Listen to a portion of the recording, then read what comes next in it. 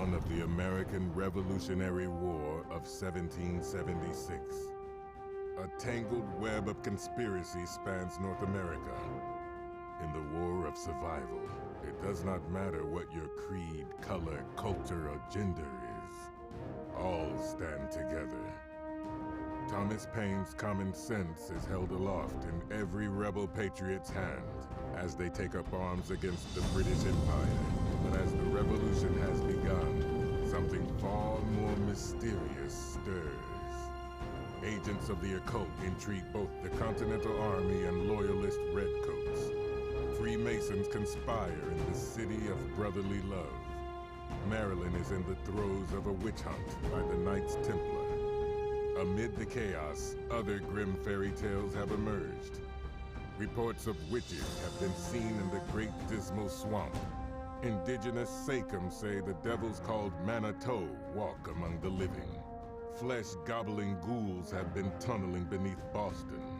The Pine Barrens of New Jersey are haunted by what the locals call the Leeds Devil. And worse still, an ancient enemy whose name is never uttered aloud seeks to consume all, loyalists and rebels alike.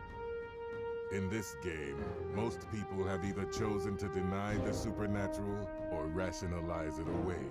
A rare few accept it for what it is and act. You are among those heroes and are destined for greatness or death. Welcome to Flames of Freedom, where your grim and perilous tale hangs in the balance.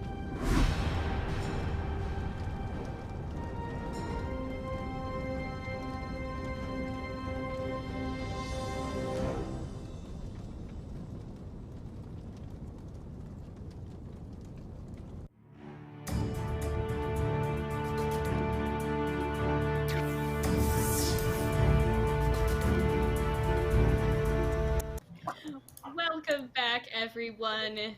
As always, a delight to be here with my fantastic Flames of Freedom cast. We will go ahead and do some very quick introductions since we are starting a little bit late today. Tell us who you are playing, and where they're at as it comes to the beginning of our group's dinner with the mysterious Grace De Beers. Let's go ahead and begin over here. I pointed in the right direction for once with Lydia. Half-Arched Hermit, how you doing?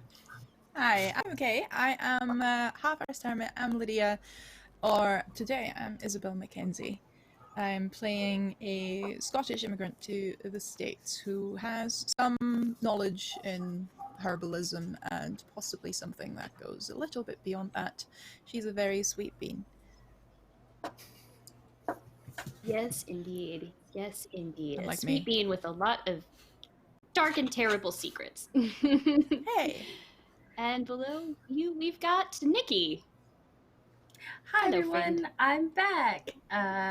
Feeling better. You can find me on Twitter as the Wig DM, and today I'll be playing Felicity Cross. I hope Hans did a good job playing me last week. And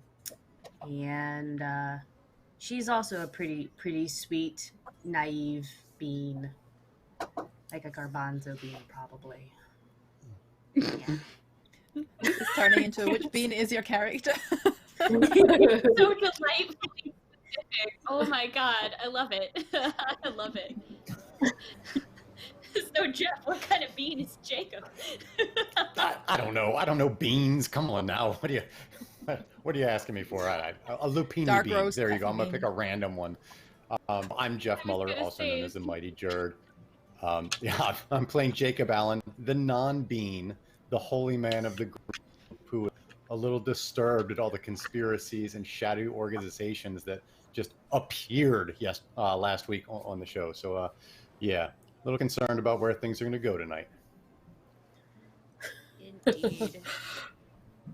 Well, I'm Fenway Jones, also known as Fenway the Teen DM on Twitter. I will be playing Win Hamilton, who is the counterfeiter. And I have no idea what you're talking about, Jeff, when it comes to shady organizations. Lies. I feel like you're a bean in disguise, like a jelly bean, but not really a I bean feel like at all. I feel like I'm the green bean, which looks like one thing but is entirely a different bean. Yes. Yes. You are Oh, a box man. of burnt every flavored beans. Yes. Mhm. Oh no, Yeah. you're being boozled. You're being boozled because you Bean have so many boozled. different identities and you never know which one it's gonna be. Off to a great start. Yeah. Love this energy. Amazing. Amazing. Hi, folks. I'm D, or Devel, if that suits your fancy. And today I am being, once again, the lovely Pharaoh Mason, our very talkative diplomat person in the party, who is probably on his way back to the Pullman household to reconvene with his compatriots before this dinner starts. Yes. And that is where we left off last week. Oh, I guess I should introduce myself just in case you missed the tunnel. Let me do that first. Hi, I'm Anna, also Nymeria, and I am the historian, which means it is my job to help facilitate the story that these wonderful cast of characters have come up with. So, now that you know who I am, and I ostensibly also know who I am, quick recap of what happened last week. We had the characters take some time after a somewhat unexpectedly perilous escort mission to recover and recuperate in the house of the Pullman family, whose young daughter they helped escape to safety out of the city of Boston, which is currently being besieged by the British armies, blockaded the harbor and stopped trade and traffic for the most part from going in and out. And the characters had taken some time to rest and relax, recover from their wounds, have some conversations. If by chance you missed that episode and you would like to go back and watch it, we do have all of our previous episodes up on YouTube, which, by the way, if you're watching from YouTube and the future, welcome. I'm still waiting for somebody to leave me a comment that tells us whether the Americans win the war or not, because, as you know, it's 1776 right here and now, and we just have no idea what's going to happen next. Once again, like to remind all of you, if you see something really cool or funny or hilarious that we do on screen today, do not forget to clip that. We have a clips, can't say that 3 times in a row, channel in our Discord where we immortalize all of the funny and awkward and tender and heartfelt moments that happen here on Encounter Roleplay. And once again, big thanks to all of our sponsors. I had mentioned some of y'all earlier in this tunnel, but we are sponsored by a variety of wonderful TTRPG publishing companies, indie designers, etc. So please go ahead and check out the links in the chat. These are all systems that you can find us playing on Encounter Roleplay this season. So if you like the look of one of them, definitely go and check out how it's actually played by watching one of our shows. So with that, I think let us settle into drawing towards the afternoon in the city of Boston. We find Jacob, a man of learning and erudition who is familiar with Grace de Beers because she works at a bookshop near to where he lives, close to Harvard College. He is aware of her daytime occupation as a purveyor of fine books and scientific instruments, other sort of intellectual curiosities, but has spent some time skulking around and doing a skullduggery, a little bit unusual for somebody as righteous as he. Has been spending some time, mentioned to him that some mysterious people were walking in and out of the house during the night. And as the shadows begin to lengthen this afternoon, you have been waiting across the street to see if any signs of life come from inside the locked door of the house. When your 4 companions come up at around this time that Grace de Beers' letter had invited you all to dinner. What time was the dinner supposed to be? After dark or before dark? It was around like 7 o'clock in the evening, I believe. So, yeah, I guess that would be after dark at this point, or darkening, anyhow. Before it gets dark, Jacob definitely wants to head back to his quarters quickly. He's been sitting out all day. Clean himself up.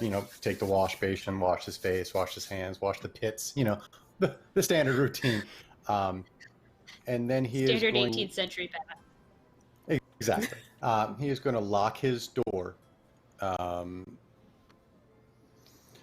Walk over to his cot, slide it, pull up a floorboard. He takes the satchel that he's been carrying with him the entire time, opens it up, and takes a very old-looking book out of it. It's kind of covered in what looks to be almost cover instead of leather, and kind of looks at it for a minute, looks around, stuffs it under the floorboard, sets it all back in place, slides the bed, sits down on the cot, does a quick prayer, and then proceeds to head off to meet his friends. Excellent. Excellent.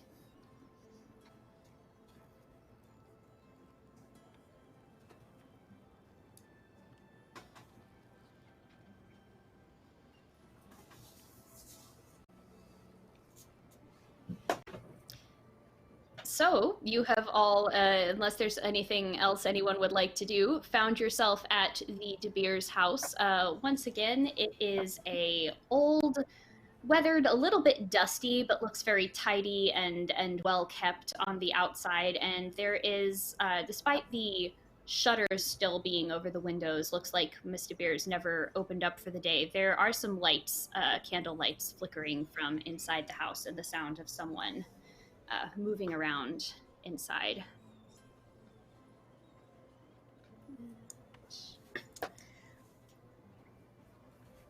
Sorry, I was real quiet, y'all. I just been real in my thoughts lately. Felicity kind of puts. Is there a stable anywhere or somewhere to tie up? Yeah, there'd be. There's generally a stable nearby wherever you'd like to go. There's also those like hitching posts and stuff. You see those when you go on walking tours, but yeah. Place to put a horse or donkey. She hitches up Hans. Well, it's not really a matter of consequence. Everybody needs to relax after we had such a treacherous evening prior, so your long nap was hopefully uneventful. Because I get the feeling this dinner is going to be quite the opposite.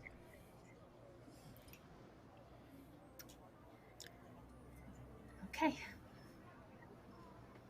Have you met Miss De Beer before? Any of you? No, I can't say that I have, but I've heard things about her. I've met her. I perused the shop and bought a couple books here and again. So she's a really nice. I will say this: I do find it odd. I did stop by here earlier, and she's usually open for business, if you will, on a day like today. And today, everything was locked down and drawn. Seemed a bit just out of sorts for her. Not sure what that means, if anything, but I thought I would bring it to everyone's attention.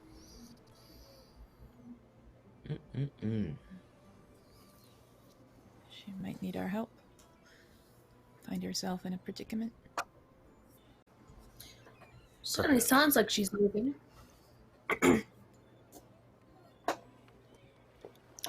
Well, I suppose there's only one way to really find out. And Pharaoh will knock on the door. You knock on the door, and just a minute, you hear calling from the inside, the sound of some papers ruffling and shuffling, footsteps coming up towards the door.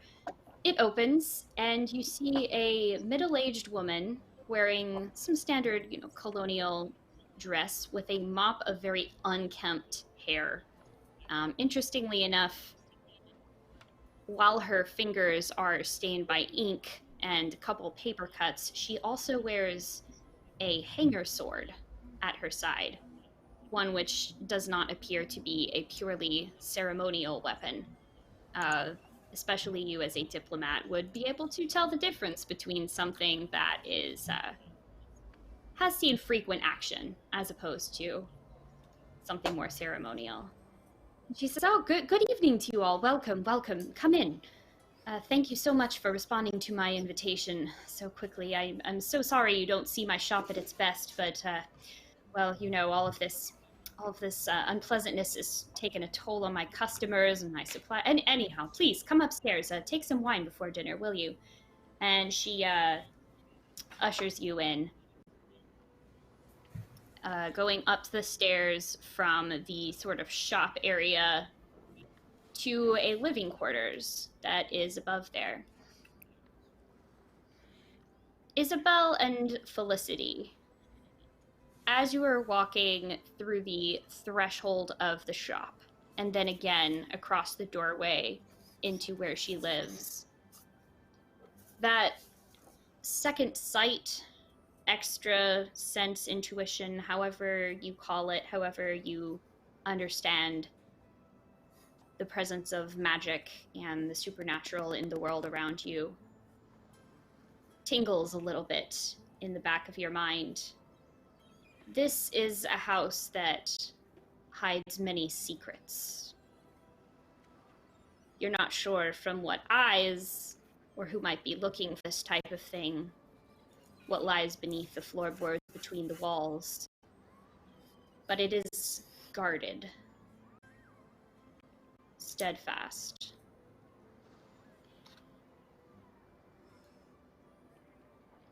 Whew. Oh, okay. Oh my god, I'm so sorry. What is the name of the bookshop owner? Grace De Beers. Thank you. Grace. Yep. And yeah, she leads you into the sort of dining room area upstairs. There is a large stone fireplace hearth where there are two household workers laying out the meal. And she's just kind of waves them away and is just like, "Oh, thank you very much.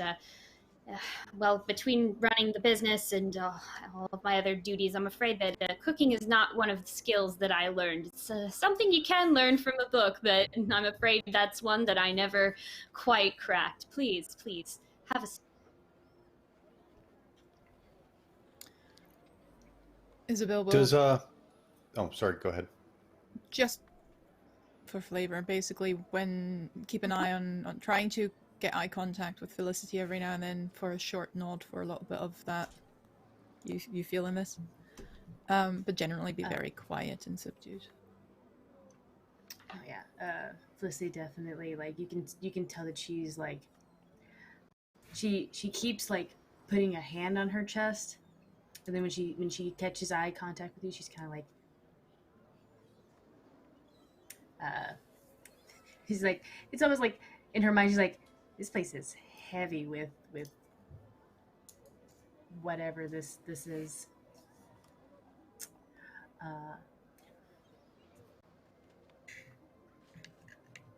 You were gonna say What do something? you want to say, Jeff? Yeah. So did it show any sign of recognition when I come in? Granted, I'd been here.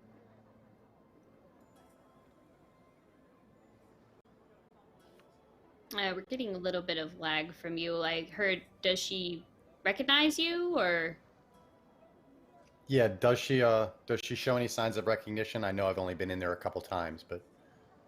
And she's just be like, "Oh, so you were an acquaintance of the Pullmans, in addition to a purveyor of fine works. Excellent, Mr. Allen, wasn't it? I remember your name from the ledger for special orders. Yes, very good, very good." Yes. Jacob Allen. Well, and you know my name. It's kind of above the above the doorpost of the shop. And she gives a very sort of keen look over at Isabel and Felicity. Some friends of the Pullmans, doubtless. Which one of you is Isabel and which Felicity? Oh, Oh, I'm Felicity, ma'am. Isabel, nice to make your acquaintance. I've heard a lot about you. Quite impressive things, if I may say so. Well, thank you very much. Perhaps we'll have the opportunity to talk a little of our craft over our meal. And who might the two of you be? Of course, friends of the Pullmans, but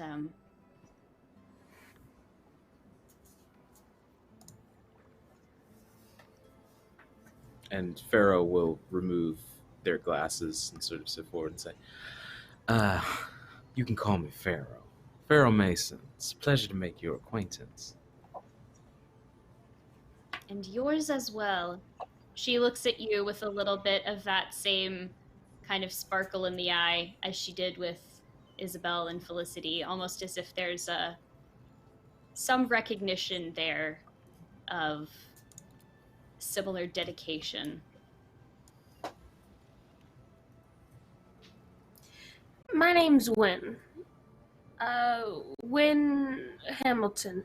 And I'm also a friend of the Pullmans. Wonderful, wonderful. Well, please, come in and sit down. I'm sure I don't need to overstate how grateful we are to you for making sure that Miss Mary was safe. I'm sure that, well, those of you with those slightly more supernatural talents had the opportunity to converse with the family about the sort of things that they wish to protect within this city. Which is why I have asked you here, if I'm being perfectly honest. There is evil here in Boston. Not all of it can be found wearing a red coat. Now, Mr. Allen, I know you had been watching the house for the greater part of the day. Which I don't mind. I really wouldn't. I was just doing my due diligence to make sure that this up and up. Yes, of course. As do I.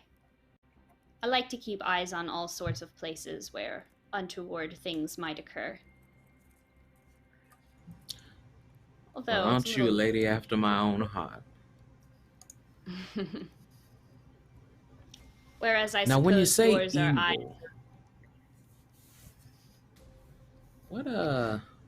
What exactly might you mean by that?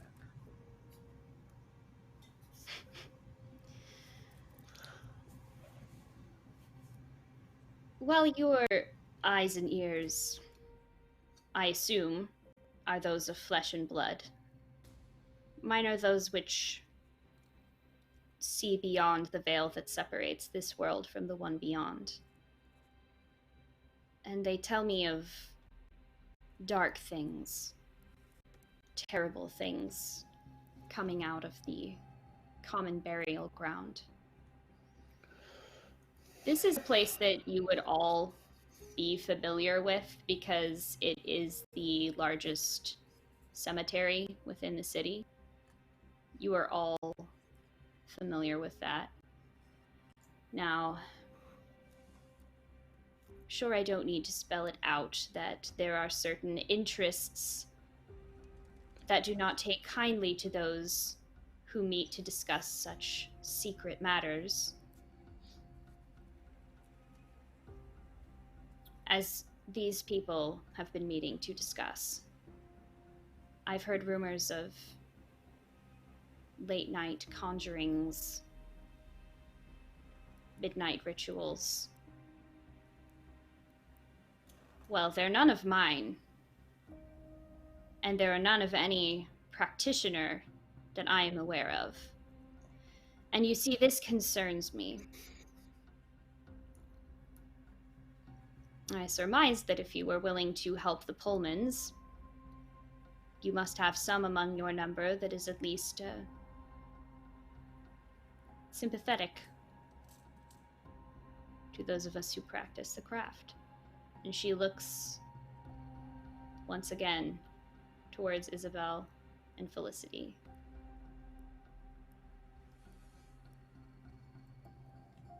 I certainly know that. Oh, excuse me, ma'am. It's just from where I'm from. Well, not from where I'm from. Where I've traveled, most people don't necessarily mind the craft that you speak of, but in the bigger cities, especially where religion usually follows, no offense, brother, they don't really look too kindly to those that can speak to things that they can't see. Certainly not in these colonies, they don't. Nowhere more so than Boston. Yes, but luckily for us, despite what these colonies seem to think of themselves, the world's a lot bigger than 13 plots of land. Oh, sure. Very true. Hell, But there's the British a whole loyalists, big lake over there that so much beyond there. Be great to visit. but the British loyalists do have eyes and ears, both of the material and arcane nature. All around the world, it's an empire that grows and grows every day like a rising sun. This country is young yet. I would not like to see those who would wish to see it. I would not wish to see it fail so soon before it has begun.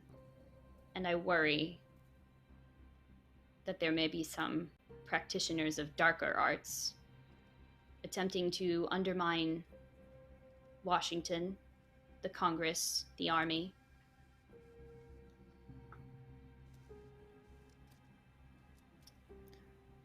What exactly have you seen, Mr. Beers?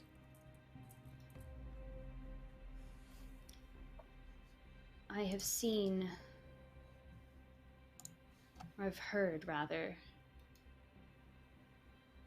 in these strange dreams, a man? He carries a rotting skull. Not of any type of creature that I have ever seen. Sometimes it looks more like a deer, sometimes more like a cougar, but always the same, with antlers, viscous black liquid oozing off of the teeth. In my dreams and in my visions, I see him holding midnight council in the burial ground. I see graves waking their sleepers. Soil overturned and a rot that spreads throughout the land. He's up to something there. I don't know who he is, but I have an idea.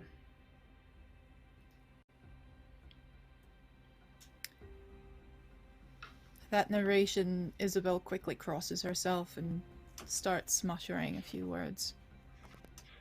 Yeah, Fisley looks very disturbed. That sounds terrible. That goes against all the natural order. I don't like that.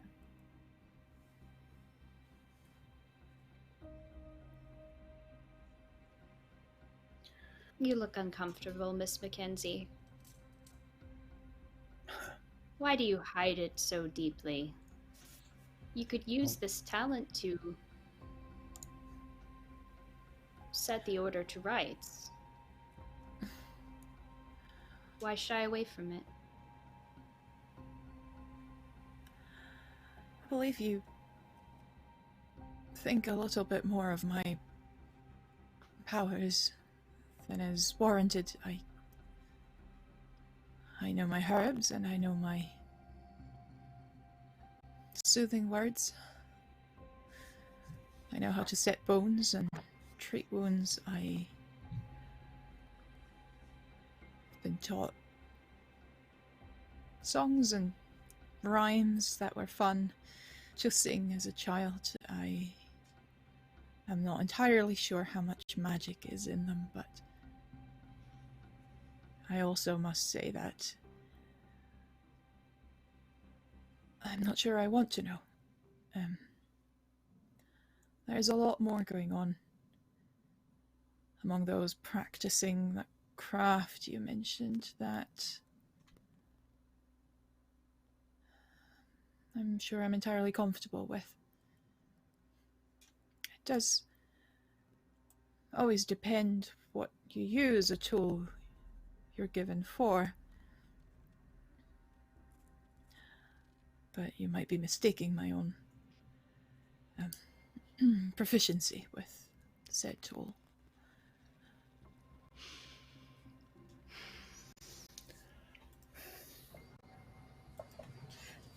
During this time, Wynn is just watching Jacob, like not even paying attention to what Grace is saying. She's just like turned in her seat, like watching him.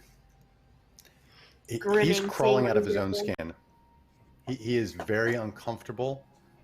He's listening intently, but clearly he is in kind of that pre-panic stage of just the house. He's in his...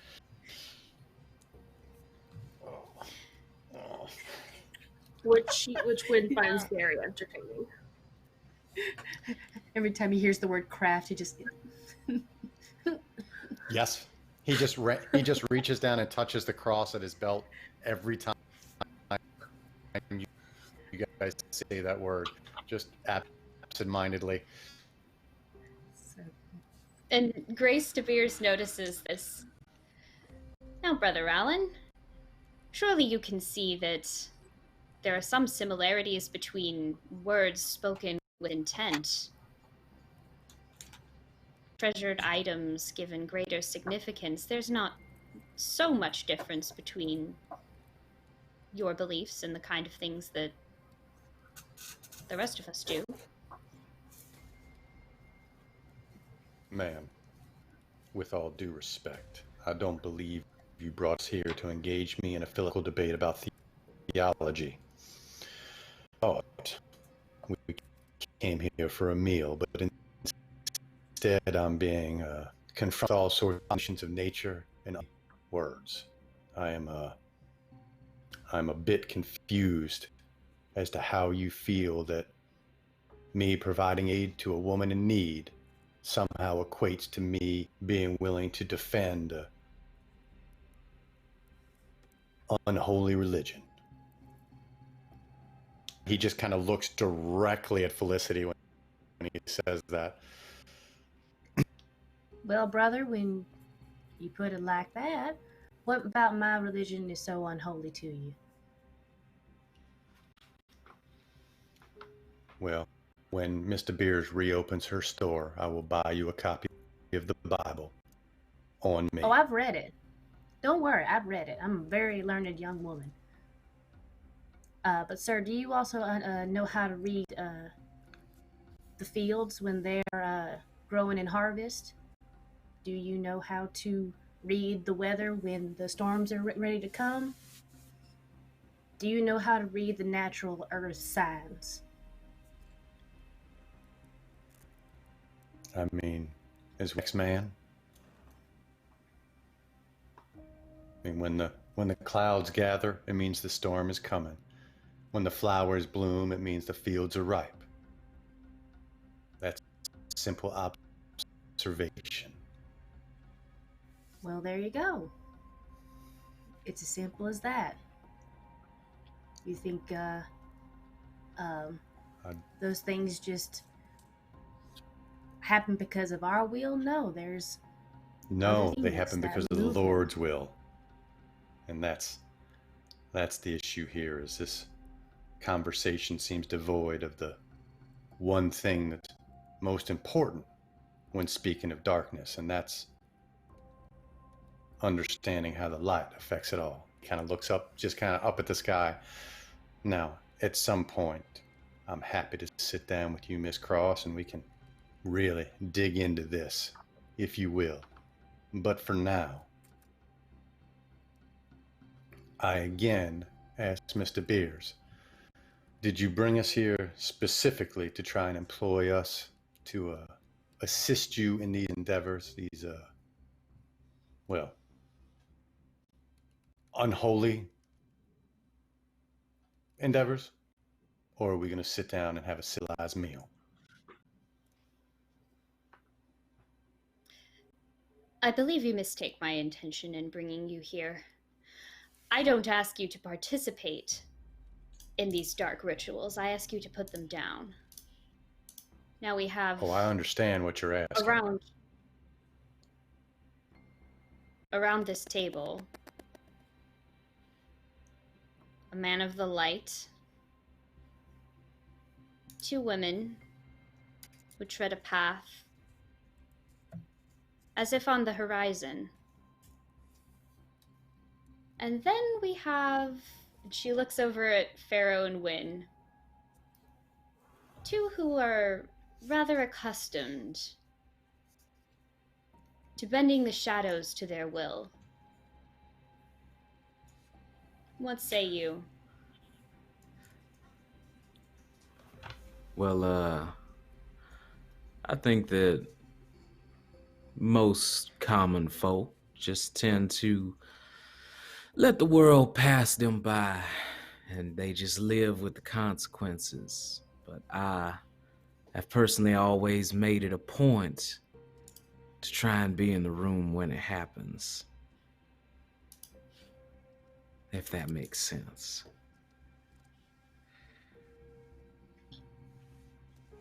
You just don't seem like the kind of guy that would throw away your shots, all I'm saying.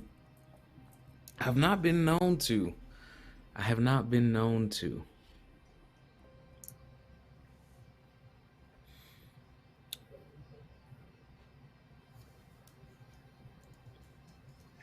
Well, I wouldn't necessarily say that I bend the shadows. I don't know even why my skills are necessary. I am just a purveyor of goods, but I can and she laughs at Jacob, and when Jacob looks at her, and she's like, but I'm willing to help in any way I can.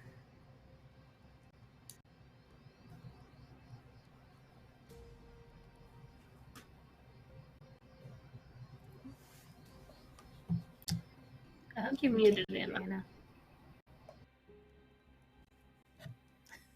Awkward.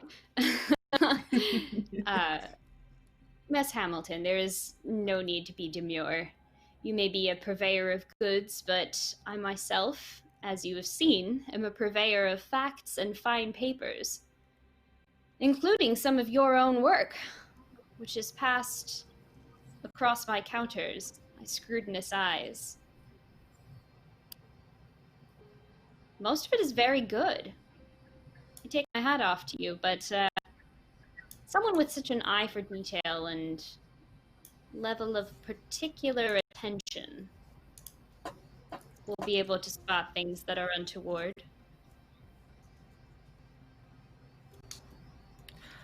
Well, I gotta say, Madame De Beers, you certainly speak like you've had the pleasure of coming in contact with most of us, though I can't recall such a pretty face in my past.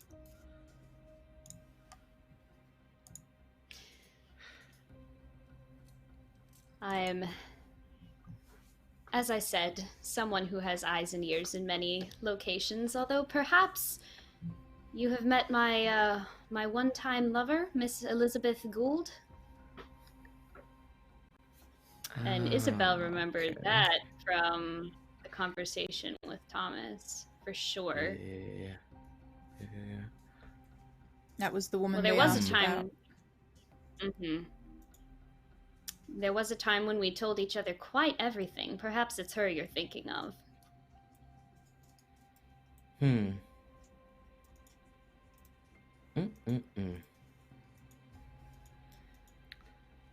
The plot thickens. As does the fog. It should provide you some excellent cover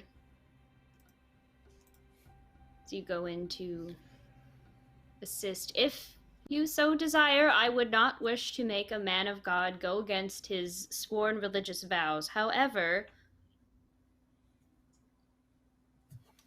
is it not that same vow that leads you to believe that all life is sacred, all life contains the light of the divine? But undeath? Rot? Destruction? Is this truly of the Lord?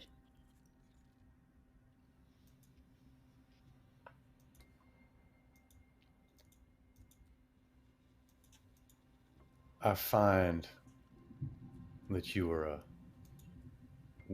quite adept at finding the correct knobs to turn and buttons to twist and threads to pull at. I do understand what you're saying, and if only for my companion's sake, I will accompany them just to make sure that they are safe and seen under the light of the Lord. But I do feel like perhaps we should have a conversation about your motives at some point in the future. And he just kind of smiles at her.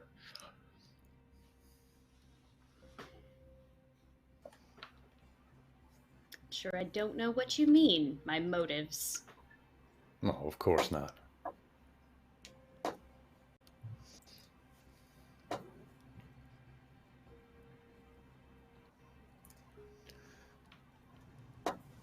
Well, I am looking forward to what exactly this meal would be. You say you can't cook, but it smells fairly good to me. Besides, I should probably eat something before I have my second glass of wine. And you do indeed. The meal is one that I'm going to make up on the spot now. One of stewed venison and some sort of root vegetables in a gravy sauce. Looks like to be from a kitchen garden, perhaps similar to one near the Pullman houses, though certainly much smaller and less grand. There's also the smell of freshly baked bread wafting off of the hearth where it is busy keeping warm. And you pass the evening with some food, some drink, a little bit more light conversation. Pharaoh would like to fairly unabashedly flirt with this person. Just like consistent comments like the whole way through. Yes, exactly. I know it seems out of character, but I promise it's not. Wild. No. Does it though? Really? No, not at all. Not in the slightest. She appreciates it. She'll flirt back a little, but it's very much a sort of, yeah, this is for fun, but yeah. Mm-hmm. She's mostly just very concerned with, honestly, the business of setting this world out of balance to right again. A lot of her conversation tends back towards this But yeah. No, yeah, considering the subject matter, it's completely inappropriate for Pharaoh to be doing this, which is part of why they're doing it.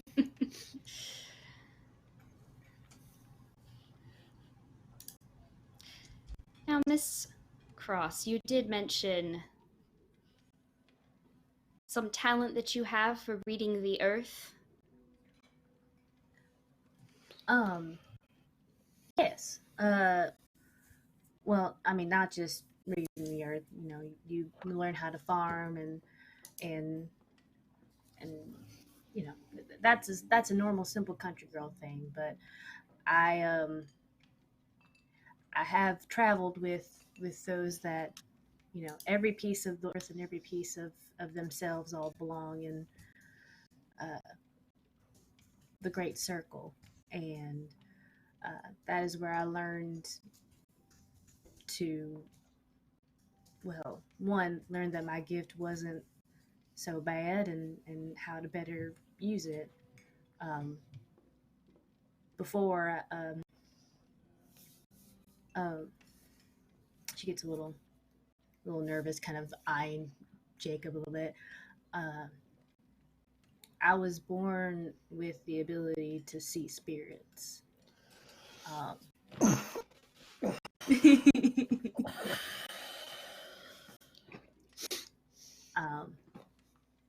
Fascinating. for a very long time, that's something that I didn't talk too much about. My parents knew, but we kept quiet about it. And it wasn't until I was much older that and able to travel that I could not just see, but also speak to them. Though never to knowing that wasn't not whatever this person is doing, and usually mostly just spirits of nature rather than, you know, malevolent beings. So, you know, spirits that make the flowers grow and make the trees root, that sort of thing. And are there many of your family with this gift? I'm always fascinated. I do try to record down as much as I can of how this type of knowledge gets passed on. It's a bit of a project of mine, you see. Well, my father thinks it probably came from his side of the family. He's from the Caribbean, you see, and there's a lot of religion there that believes in the spirits, but not so much of actually being able to just see them without a medium to call them upon. I see. Be careful you guard yourself around whatever it is that stalks this graveyard. For those who are open to seeing between worlds, it can be a difficult thing to shake. Oh no, it's happened once or twice, and you get real good at tuning out people you don't really want to talk to.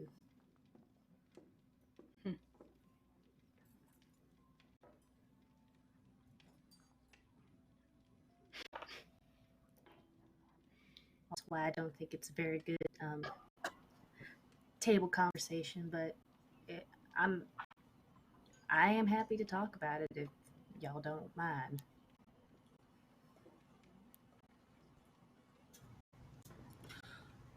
Well, I spent most of my childhood days growing up listening to my nana talk to people that I couldn't exactly pick out of thin air, so if anything, it reminds me of home.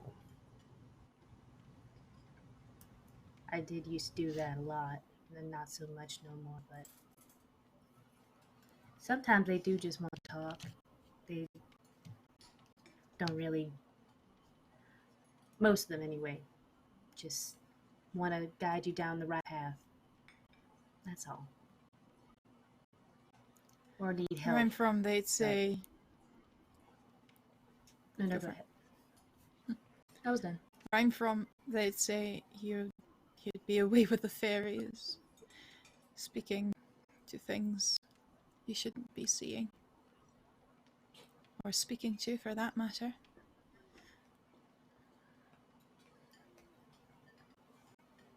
Really? I can't say they've been...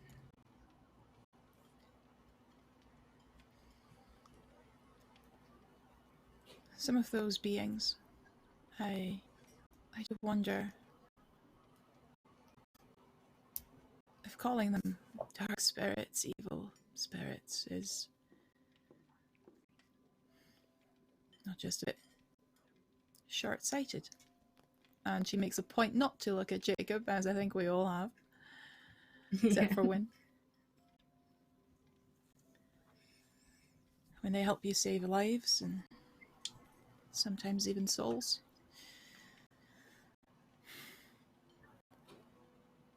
Their motivation seems a lot purer than those of men.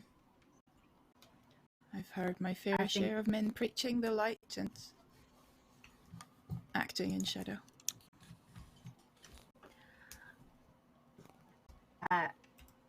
It's just, people don't really like to hear about things they can't see and touch, and things they can't put a name to. So I understand, but yeah, I agree with you, Isabel. Just calling a spirit evil just because it has mean intentions, like calling a person evil just because you don't understand it and they have intentions different than yours. That being said, though, listening to a spirit versus listening to a person that has ill intentions will probably get you in the same amount of trouble. It is always impressive to hear how people will justify their fear of something that they don't exactly understand. I personally found in my travels, and I've met people on either side of the fence for these types of issues, that it tends to come down to a matter of control. You can guide and direct the more, let's say, accepted religions of the colonies through prayer, through people like our good brother here. There's guidance. There is the good book. It'll tell you what to do and how to do it. These other spirits, they do as they please. That's equal parts freeing and dangerous. Just my take on it, of course. Pharaoh, if you could see some of the spirits, I think you'd be pretty good at talking to them. You've got magic in your voice. You know, my nana always said that had I been just a little bit closer to the moon when I was born, that I would be quite chatty.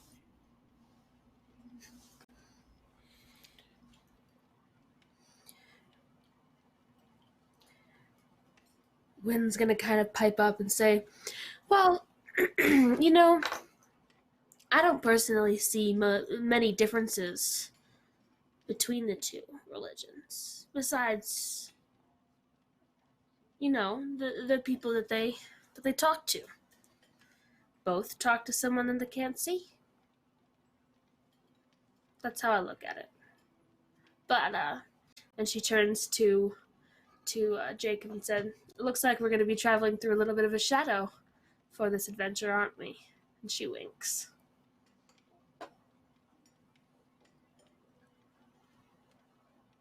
You're muted.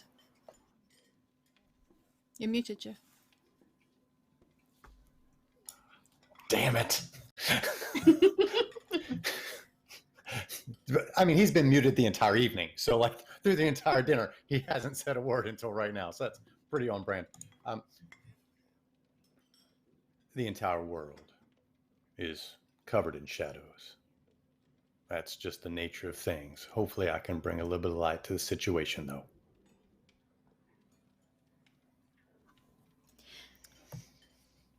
I think that sounds like a fine idea.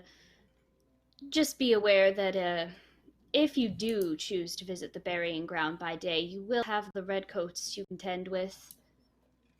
Going at night, of course, will offer a little bit more cover, but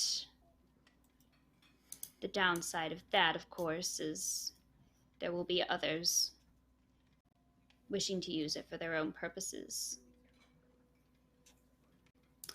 We have endeavored to collect a small fund. Those of us who wish to see the dead rested and buried in one place until they rise again, or whatever their beliefs dictates.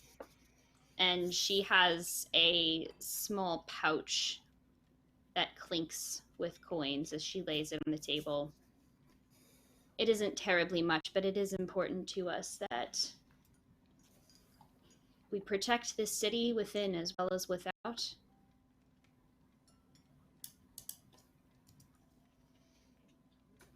So,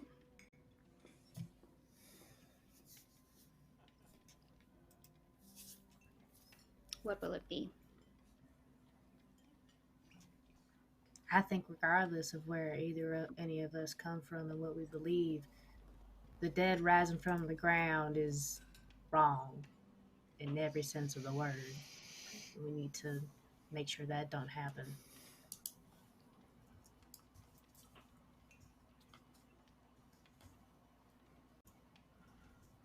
I think that it is time for glass number 3. And Pharaoh will reach for the wine bottle. Oh, also, of course, I couldn't refuse such a request.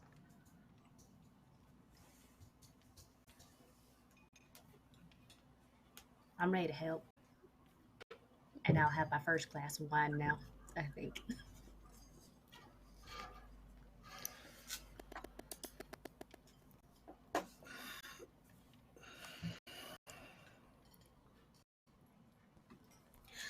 I mean, I'm in. I look forward to seeing both sides of this mission. And I think it'll be interesting. Right, Preacher? Yes. Interesting is an appropriate word for the situation.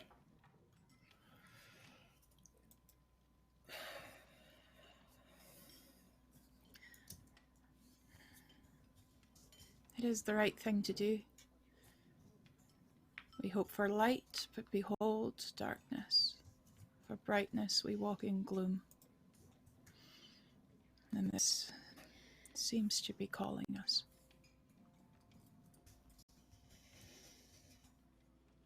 And those shadows do gather thickly around you, my dear.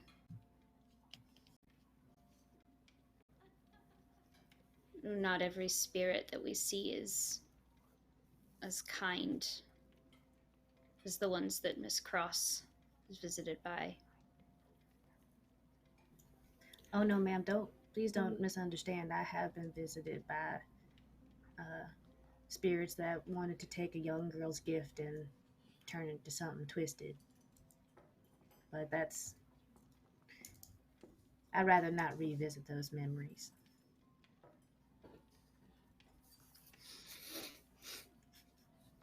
Yes. We've all been followed by things we would rather leave behind us. Pharaoh, if you see dear Elizabeth out and about on your journey to the burial ground, do tell her I said hello. Well, of course. And Pharaoh will raise a glass toward Isabel and say, though I walk through the valley of the shadow of death, I will fear no evil, for thou art with me. And smile. I'll give you that. She blushes.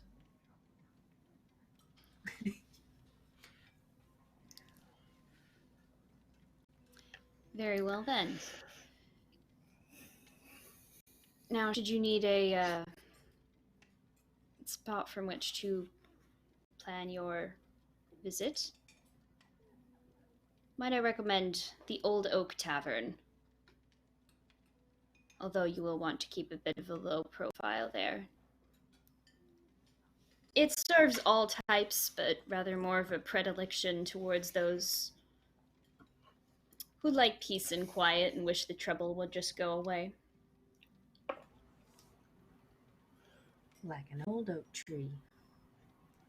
Well, Just so. I just do want to know, though you said during the days we might have the redcoats to contend with going to the cemetery, is that just anybody who decides to walk in, or only those that look like they might try to cause trouble? They tend to patrol around the area every so often, looking for, well, they say loiterers, but really it's any excuse just to poke at people in the city, to needle them. They do it because they can, because it's fun to them.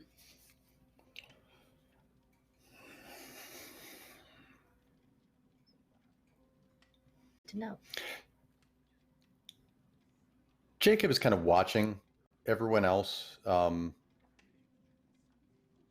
when she mentions, kind of planning at this, the Old Oak or Oak Tree Tavern or whatever that is. And he just kind of looks, he pauses for a second, he kind of looks irritated. And then he just kind of, I have to say, I don't understand the need for planning. If this is something we need to do, I prefer to just handle it right now so I can be done with this untoward business. If you say going in the evening is the way to approach this, it is the evening. Perhaps we should just go deal with your boogeyman now. Look who's talking shadows now. Miss Hamilton, I know more about shadows than you'll ever care to know. Trust me. I just want to get this done so I can go back to my warship. Well, see, I very much disagree with that first statement, but I understand where you're coming from.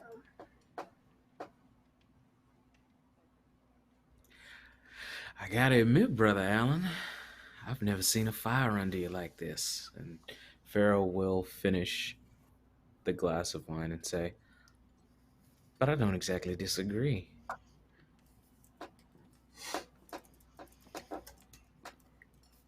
I personally don't mind haste if we do want to get a move on, but we are going to go deal with spirits at night. I do want to try and at least get 2 things before we go. They're very easy to find, though. If Miss Grace even has them on her, I wouldn't mind. Do you have, by chance, a bag of salt? Oh, easily, of course.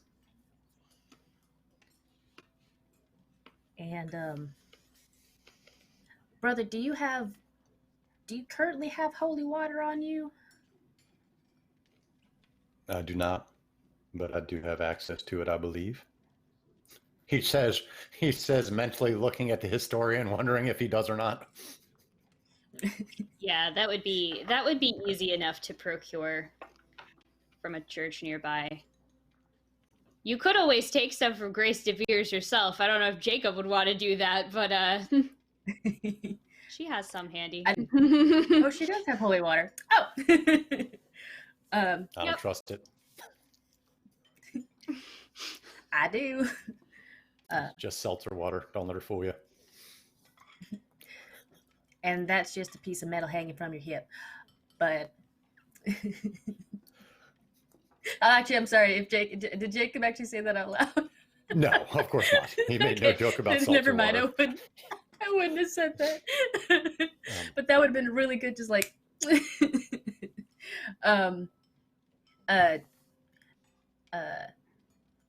whoever is trying to, you know, I know myself, I'll be trying to communicate with spirits, but I think myself and Isabel and any of those who are might be susceptible to the spirit should have holy water and salt on them. That way we're not liable to possessions.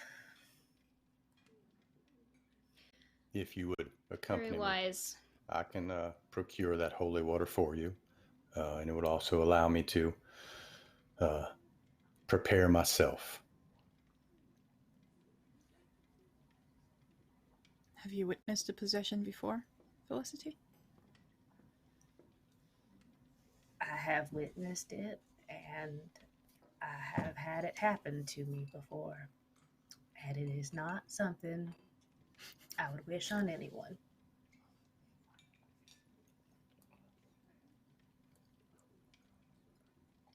That is quite the revelation.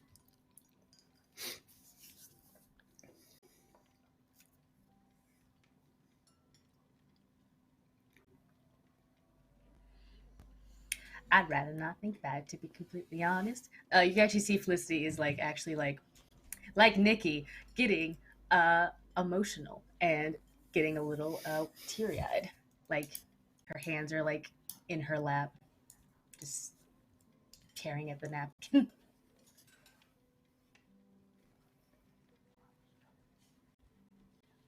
But if it means I can help stop right. whatever's in that graveyard, just be prepared.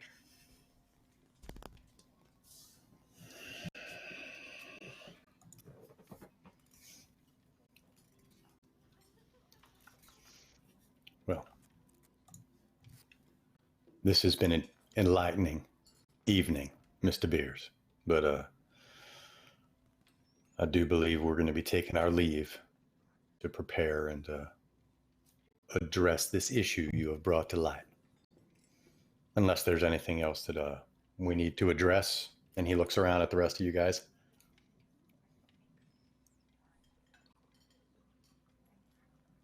Not at the dinner table. No. I don't have anything.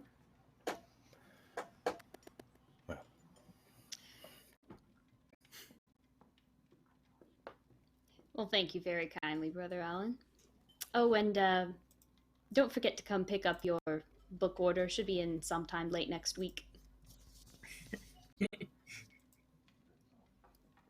I'll return for it at some point. Thank you. And then douse it in holy water. Before, after everyone walks out, Pharaoh will be the last one to exit and sort of look at Grace and go, Madame de Beers, you ever heard of the Freemasons?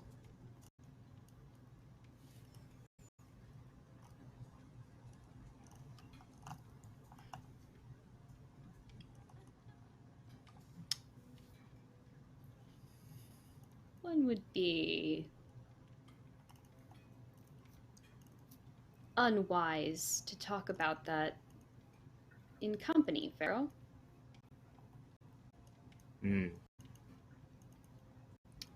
That perhaps tells you everything you need to know. I already knew what I needed to know, but I was interested in what you would share. You have a wonderful night, Mr. Beers. You as well. Pharaoh will leave. And Pharaoh will walk back to the Pullman house, arm in arm with Felicity, if she allows them to.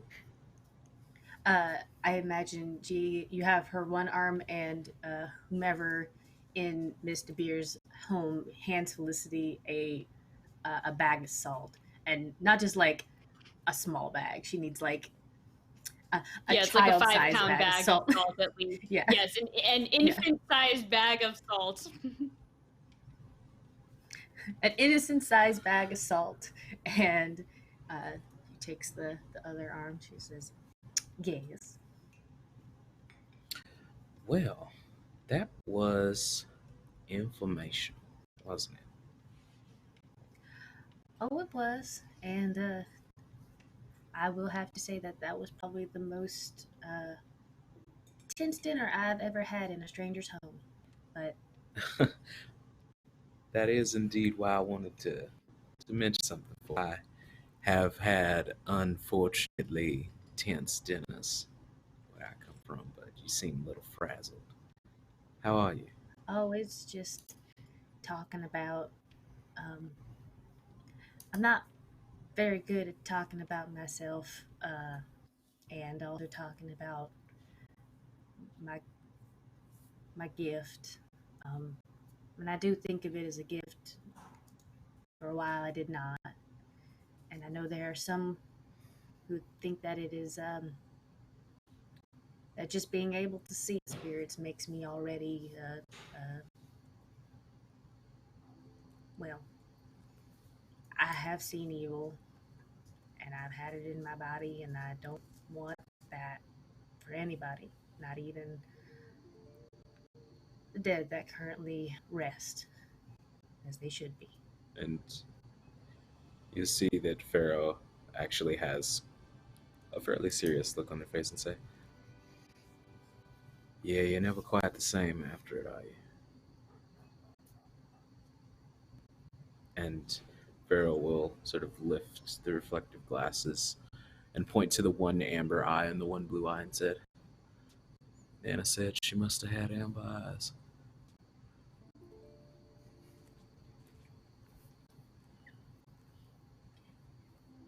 Have, have you been have you been possessed, Pharaoh? Used to call it borrowing. Isn't that silly? No. Well, I don't think of it so much as borrowing as stealing. It's borrowing if you get it back.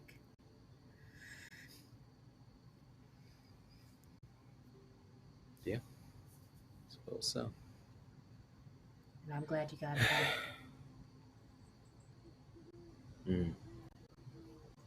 Me too. My Nana'd like you. I like most people.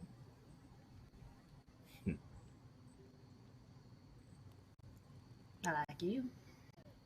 I don't honestly. I like Thank all of our people in our company. I even like the brother. He's got a good heart. Just set in his ways. Like an old Yeah, tree. he's a crotchety old bastard, ain't he? He's right about the shadows and bringing light to it. There's always darkness and light in the world. You can't have it without the other.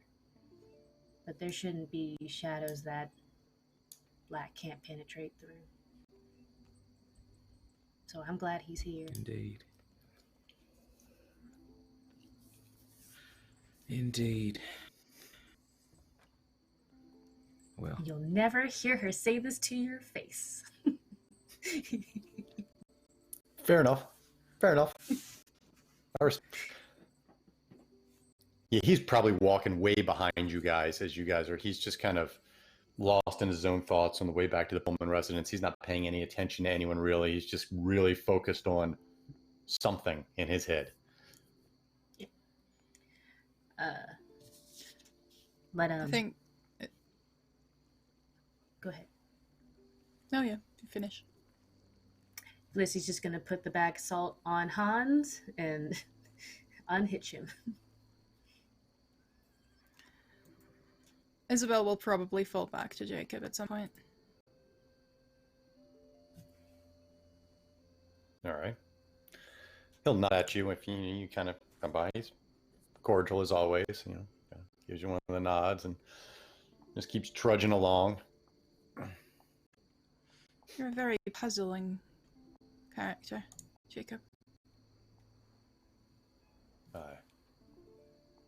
I don't mean to be.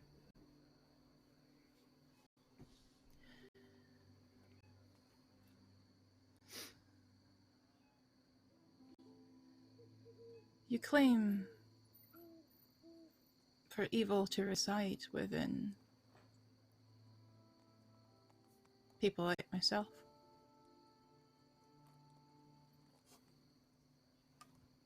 Again, I Yet, do believe you misunderstand my meaning, but please go on. well, shadow then. Not quite evil. Not quite there yet. There is a distinction.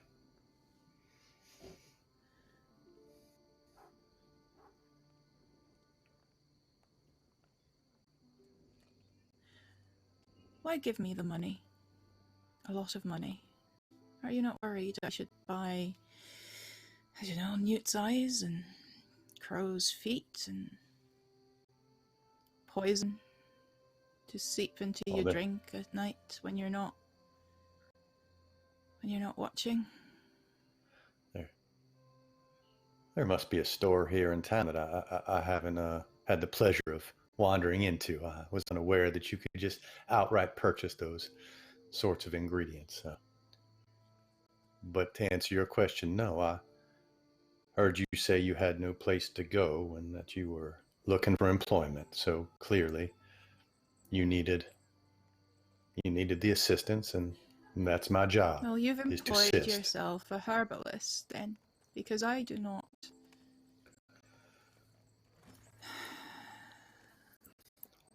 I do not believe that things given like this rather impressive amount should be given without any form of compensation. I don't need the money. The Lord provides what I need, and I do fine by myself. And you did very much account for yourself. And he kind of points to the still bandaged wound on his arm. Consider it a debt paid. That is not worth £5, and you know it, Jacob. I disagree. I do find my limbs to be worth quite a bit more, actually. The wound wasn't so deep. Luckily. And he kind of looks up and gives a little kiss to the sky. You worry too much, Miss Mackenzie. You seem to be troubled by your own thoughts on a regular basis, and I'm sorry for that. And if I have offended you or made it even more difficult to just accept your place in this world, then I do apologize. It was not my intent. You seem to have a fine heart and are very skilled at what you do. And again, he points at his arm. No, don't even worry about it. Just do me a kindness, and should I fall victim to another stray bullet, perhaps you'll be around to patch me up again. That is precisely what I'm here for. And I can only hope that it is the Lord that put me here for this purpose. Of course it is. Who else would? The last preacher I spoke to had very clear ideas on that. And she'll walk on a little bit. A little sad smile on her face. Fair enough. He'll let it drop.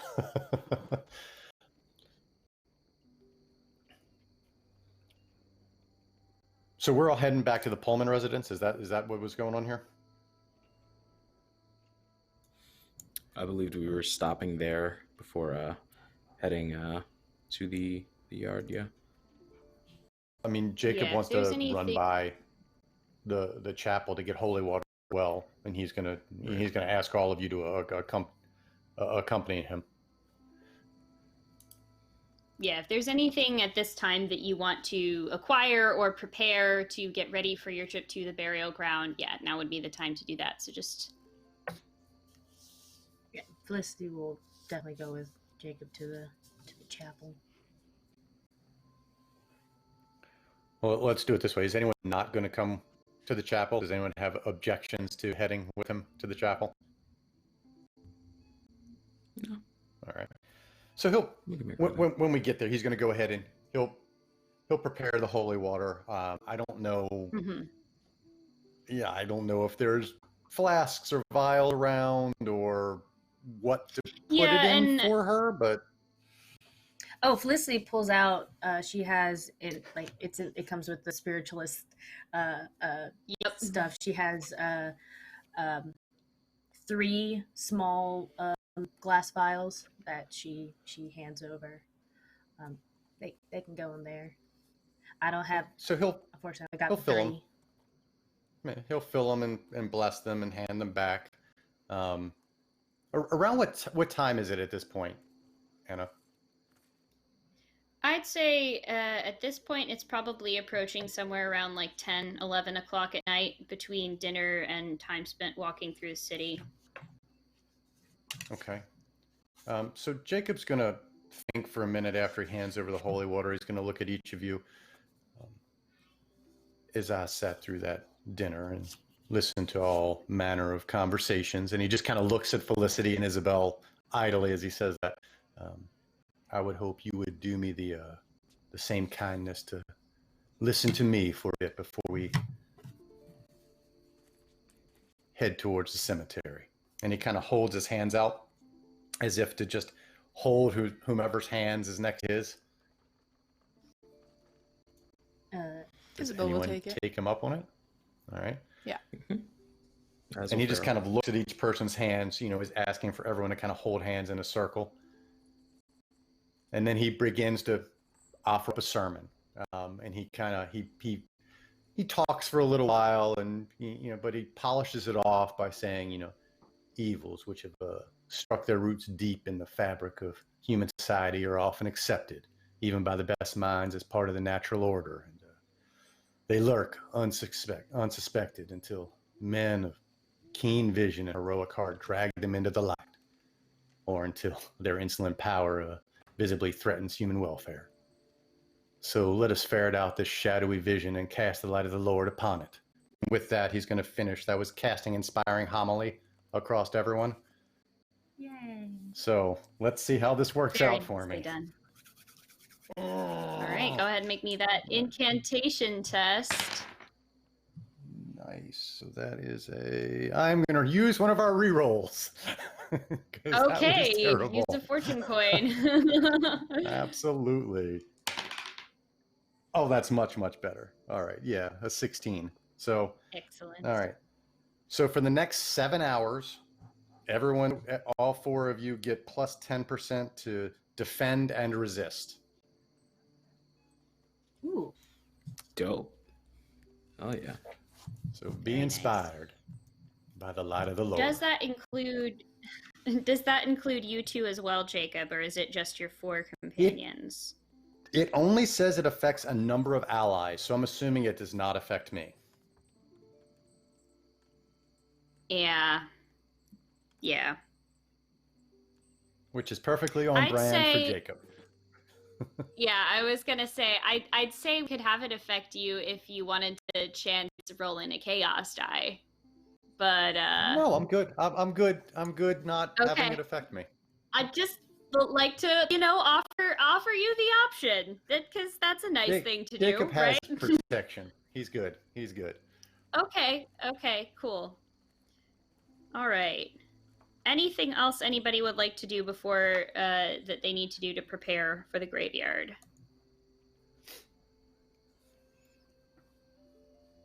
Okay.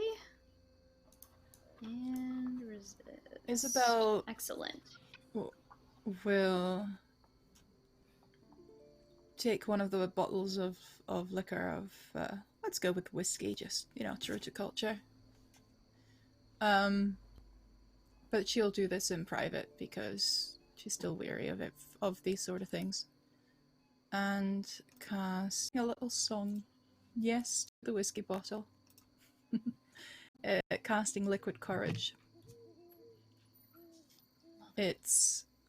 yeah, I love this spell so much. It's a 10 plus 10% base chance to stress, fear, and terror. Oh, very nice. So you might... And some that of you, is I don't for know. anybody that ingests this. Yes. Got it. Some of you might hear her hum or sing, which she often does to herself.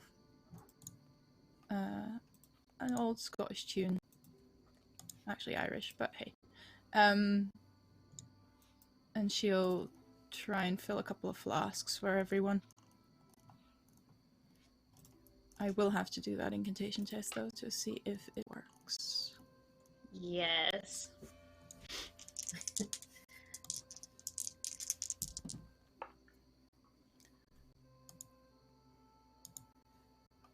Ooh, just. Yes. I met my target exactly. Awesome. Gotta meet it to beat it in this system, so you're good. Yeah. So she'll still have the song on her lips after the inspiring homily, feeling a little bit better about what Jacob said and her fears and worries about especially the preacher being a little bit eased. She might even have a bloody drink herself, to be perfectly honest. And coming out of the room, still humming. We'll make the lame walk, what will make the dumb talk, the elixir of life and philosopher's stone. And what helped Mr. Brunel to build the tombstone wasn't it whiskey from old age? Oh, Pharaoh. And she runs into Pharaoh and goes completely stiff and holds the bottle and one of the flasks. I have something for you. If you would, I just saw the bottle on the shelf of the poor man's. I happen to know the distillery. It's a good drop if you would like to. It'll help for the task ahead. Pharaoh will. There's like a good 20 seconds of Pharaoh just smiling at Isabel. Thank you. I appreciate it. And she'll seek out Wynne. Miss Hamilton? Yes. I thought you might want to have a little liquid courage, as they say, for the road. It's not much, but it might help. Not enough to dull the sense, of course, but to help keeping us warm on this cold night. Well, I certainly appreciate it.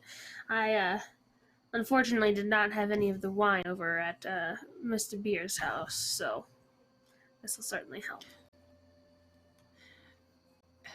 You should have. It was quite the drop. But I'm sure we'll get another chance. Oh, absolutely. I was a bit distracted. I think we all were. A lot to be revealed by Mr. Beers. And a lot more for some of us than others. I just hope that the preacher can... Keep going. No, you're fine. I just hope that the preacher can contain himself.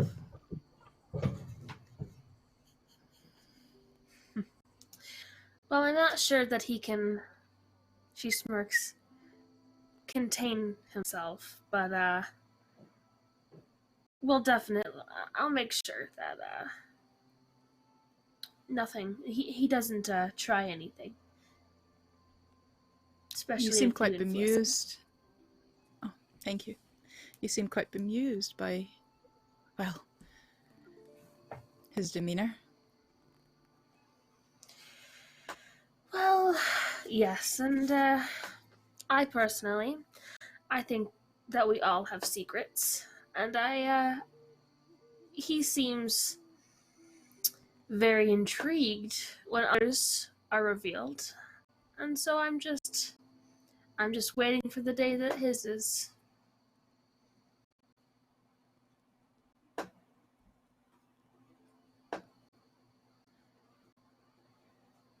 Isabel will frown. She has no deliberate control over her facial features at all times, so she's quite easily read.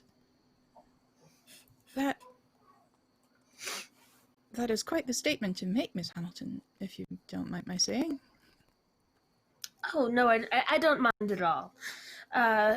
See, I try and be as open as I can about most things and other things most people know, but I don't talk about much. And I just can tell that Brother Alan has some things on his mind that maybe, he says that you and Felicity should talk about your problems. So maybe he should talk about his. That's all I'm saying.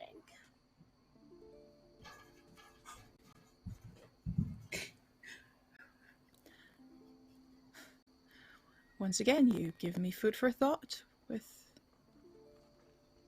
many words I am struggling to make sense of, but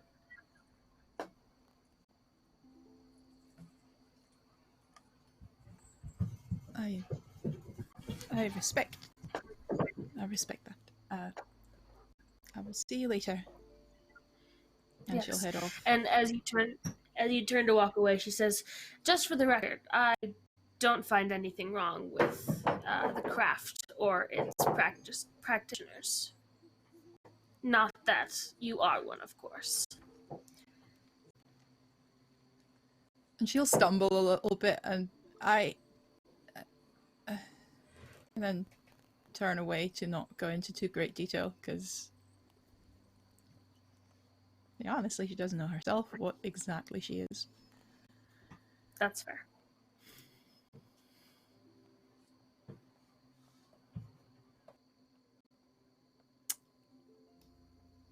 Is she trying to give Jacob that thing? Probably not, because he doesn't drink.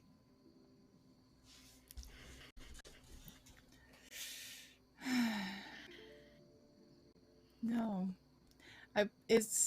What is Felicity doing, though? Felicity's she just has she's hitching up Hans, essentially, just being like, okay, we're about to go do a thing. Just don't run away. You're gonna do great. And the donkey's just eating grass. Pep talk for the donkey, I like it. Miss Felicity, a word? Yes. Hi.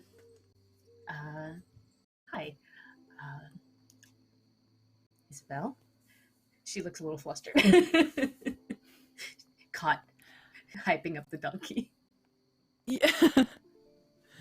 Oh, it's quite alright. I used to do it all the time. With the geese, actually. Oh, I don't like geese that much. Not that you can't do that, just they bite. Oh, they do. Talking helps, I find. Or maybe I'm just fooling myself, I don't know. I wanted to get you alone for a moment, just away from the, from judgment, to be perfectly honest. I was quite impressed with how open you would defend your, well, everything. How you carry yourself. It's not very often, at least not where I'm from, that one can talk openly about such things. Well, if we're, talking just us and the donkey, I I was very worried about saying anything about seeing the spirits would cause our companions to not see me so favorably. It's happened once or twice before. Thankfully, nothing so bad as being chased out of town on a rail, but I've heard what happens sometimes. Meet the wrong folks, say the wrong thing. But I'm glad that not only is everyone here maybe not necessarily completely open-minded, but at least willing to work together for the greater good, which is nice. And that seems to be the case. I had also been meaning to talk to you as well. Oh. Well, I could kind of tell that you had some of the craft on you, but you seem very hesitant to share, which is fine. That's, you don't have to be as brazen as I am. I think it's because I'm still young and haven't, well, I've been called rash before, so. I would call it brave. And I saw what you did when we were accosted. The way you commanded the elements, that was something I'd never seen before. Well, that's just a small spell.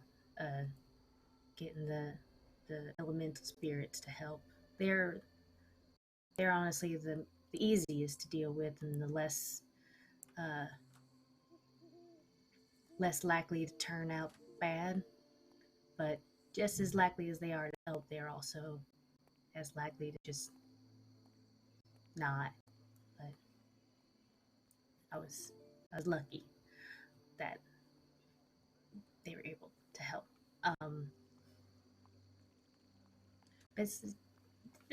Thank you for noticing. I always wanted to learn these things. I used to ask my mother, but well, she found God in a similarly intense fashion as our preacher. She taught me some of her wisdom when it comes to healing, when it comes to knowledge itself. I treasure that dearly, but everything beyond that she would decry as, well, evil, of the shadow. I have heard these phrases so many times today and before today. And if I am hesitant to admit such things, then it's because I'm not entirely sure what it even means, other than danger. Not from the good spirits that you trust in, but, well, people a little bit more judgmental than our brother. I've met those, plenty of them, and it is hard to shake off what they try to convince you of. It is hard to find your way back to life when you've spent so many days in a dark hole. They throw you in with just their words of derisive, snide comments and what you think are lies at first, but you start to believe them when the lack of food and water gets to you. I'm sure you understand what I mean. Well, I am sorry. Oh. I grew up kind of, not necessarily isolated, but just me and my dad and my mom for a long time. And then traveling with a group of indigenous folks just a little south of here. And it was the wide open sky and the earth for a long time. I thankfully only met the shadows only a few times. And I'm sorry that anybody could think that, or try to make you think that you were evil like that. Because you're not. Because I can see that you're not only are you a good person, you're a given person. Shadows aren't given. Evil is not given.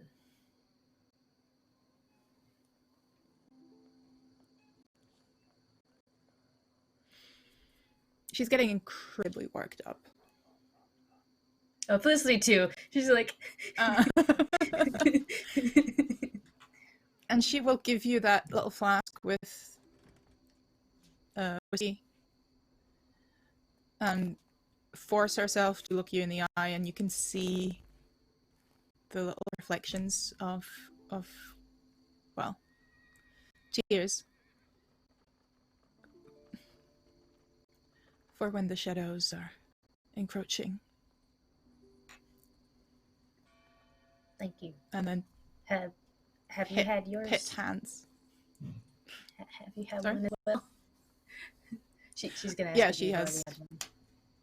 She has. I haven't had one, but she has a flask with her. So, if you're wanting to take a sip, yeah, cheers, like that. Yeah, Sanja, and she drinks as well. And she kicks back. She's like, "Oh, it's strong." Oh, yeah. That's good. She doesn't react to the strength, but she smiles and gets a little bit giggly, and the tension unloading is quite a lot of stress falling from her, and she starts petting hands and getting a little bit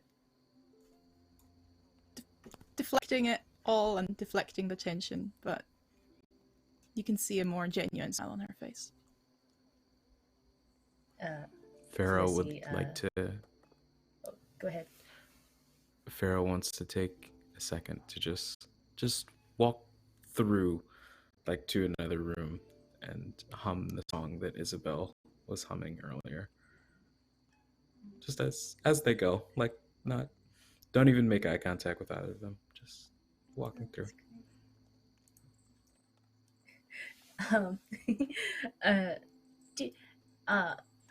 Are you the hugging sort?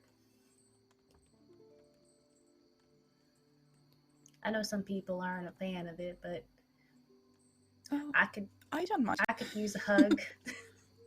It's the most awkward fucking hug ever. It's gonna be so awkward, but it's gonna be so adorable. Yeah. No, Felicity pulls you into a hug, and it's one of those, like, it's definitely a little awkward, but Felicity, it feels like the little knot in her chest kind of loosens a bit with the drink and the hug. Yeah. Okay. All right. Now I can battle spirits. We can do this. Okay. Take heart. Yeah.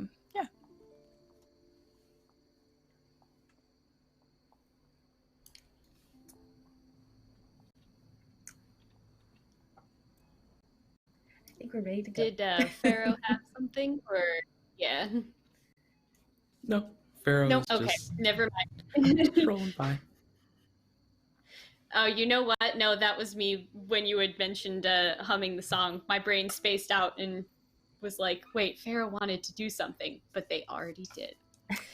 So, having made your preparations, you make your way across the city, growing near midnight now. The streets mostly illuminated as you get closer to the common burial ground by the light of a half moon. You spy in this area of the city the burial ground, which is surrounded on all sides by this sort of brick and wrought iron type fence. It's filled with plenty of old gravestones, some of them going back even to the founding of this city, sinking deep into the soil, covered up with moss, names wearing away thanks to wind and weather, and some newer ones. This is a place where many generations of families have been laid to rest, many people part of the city, both old and new. You smell the scent of just green, growing things. Maybe some faint lilac, almost, but early. Normally during the day, this is kind of a busy place because of the nearby Frog Lane Battery. There are so many soldiers moving back and forth. But it is much quieter now, except for the crunch of some loose gravel under your feet. Isabel and Felicity, on the soles of your feet, as you walk across this path, and I think to an extent Jacob would be aware, this is ground that has been consecrated, ground that's been marked as sacred. But if you extend your awareness lower to what lies beneath the surface of it, there is an undercurrent of something more sinister beneath.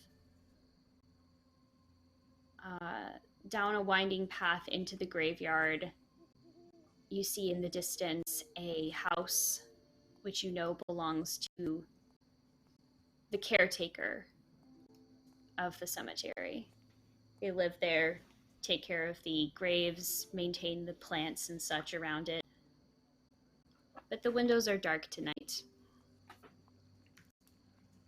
And as you make your way in towards it, can I have anybody please describe to me, what are you doing, anything particular you're looking out for, anything you would like to set up there?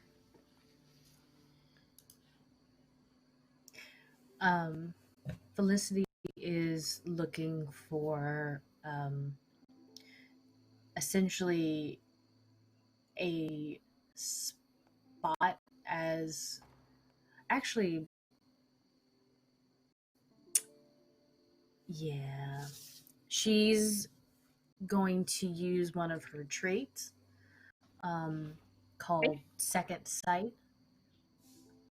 Perfect. I make a scrutinized test, and if I'm successful, I can detect the presence of supernatural phenomenon.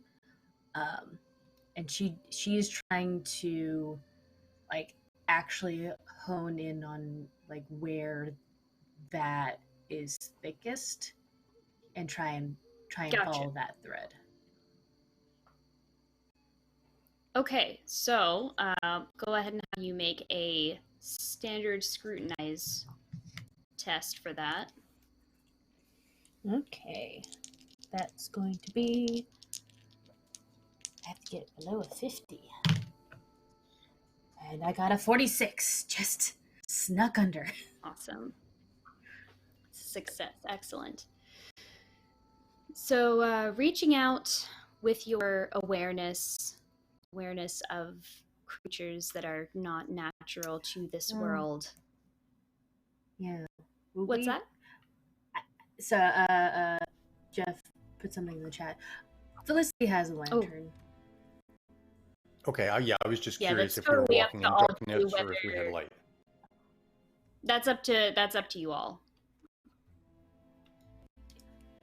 I can't see in the You'd dark. also have, yeah, if you had access to, I mean, you'd have access to hooded lanterns if you were attempting to, have light but keep somewhat of a low profile. That's something you'd pretty easily be able to encounter during this time.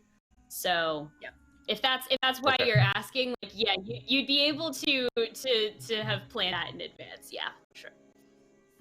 That seems reasonable. So you extend your awareness out and around through this graveyard. For the most part, any sense of consciousness that you come into contact with, any spirits that are around, appear to be slumbering pretty peacefully as they're buried beneath the ground. However, there is a dark, malevolent energy coming from that caretaker's house. If this were a torch, if those spirits that are lying in the graves are torches flickering throughout the cemetery, this house is a bonfire. There is a very strong scent of musty rot that fills your nostrils, like decaying plant matter mixed with that bog water stench. And as you flutter open your eyelids after extending out, you hear, just out of eyesight to your left, this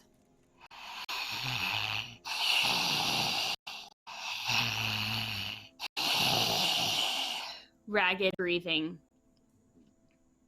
coming from behind some of the tombstones. Nope. Felicity immediately turns her lantern to the sound. She turns it to her left, and who's there? Leaning over what appears to be an exhumed grave, the soil freshly turned up, like a really nasty hack job, truly. It's winter. The ground is near frozen. Someone really wanted to excavate what was lying in this grave. You see a tall, stooped, hunched over figure. Looks sort of almost like it could have been human at one point, were it not for the unnaturally pale, slick, near translucent skin, giving off a powerful odor of decay as it breathes raggedly in and out. Its hands, with their would-be fingers, grow into these long, nasty black claws, like talons, oozing viscous liquid. It appears to be completely hairless and smooth. And at this point, when you turn your lantern over to the side of it and call out who's there, it looks up from where it's been digging up at the grave, and you see where it had been chewing on rotting flesh. Do we all see this, or is this special Yes. list juju? I'm hoping you all see this. And you indeed also see that out of many of the graves similarly around you, almost as if they have been alerted with a hive mind, several other of these ghoulish figures emerging and slowly starting to close in on you. What do you do? I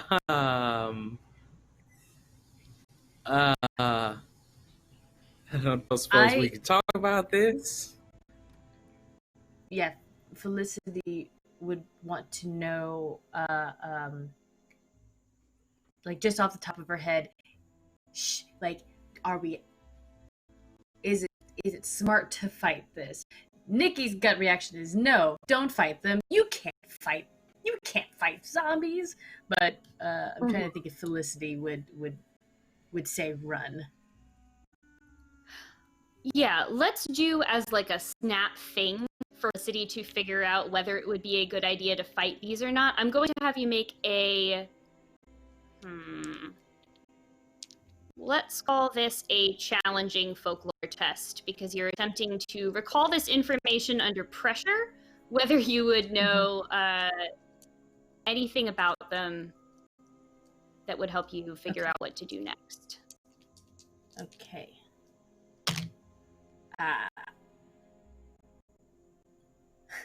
Whew. So I had to get 40 with the minus 10, and I got a 39.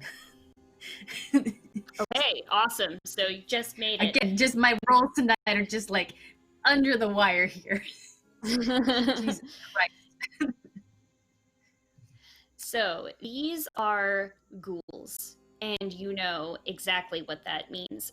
These are aggressive, predatory creatures that feast upon the bodies of those who have died, those who are unconscious.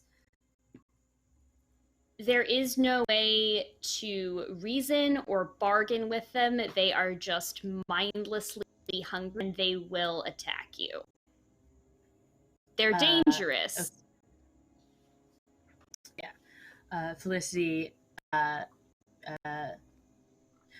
not shouting, but definitely very hurriedly is like, we can't fight them. We need to get to the caretaker's house and board up, and we'll start booking it. Okay, so you're gonna run. Yes. All right, so we are technically in a, we'll call it a combat scene. It's up to you whether you decide to fight, run, whatever, but because we are now in more certain time, just a reminder that you have 3 AP per turn. You can feel free to spend, use, bank, etc., all of those things. So Felicity, as you are running towards the caretaker's house, I'm presuming, is there anything else that you would like to do at this time?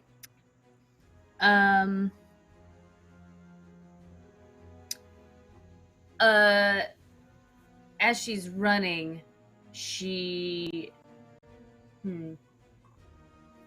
I think she's just kind of like, she's going to make sure that there is a clear path for her companions if she can, but not by like, she wants to keep the path clear, make sure everybody follows and gets to the cabin if they're making their way there. Okay. So that to me sounds like you're maybe going for what is it called? An inspiring words? Can I? You're just trying to set up them for help. It is. Yes. Hold on. What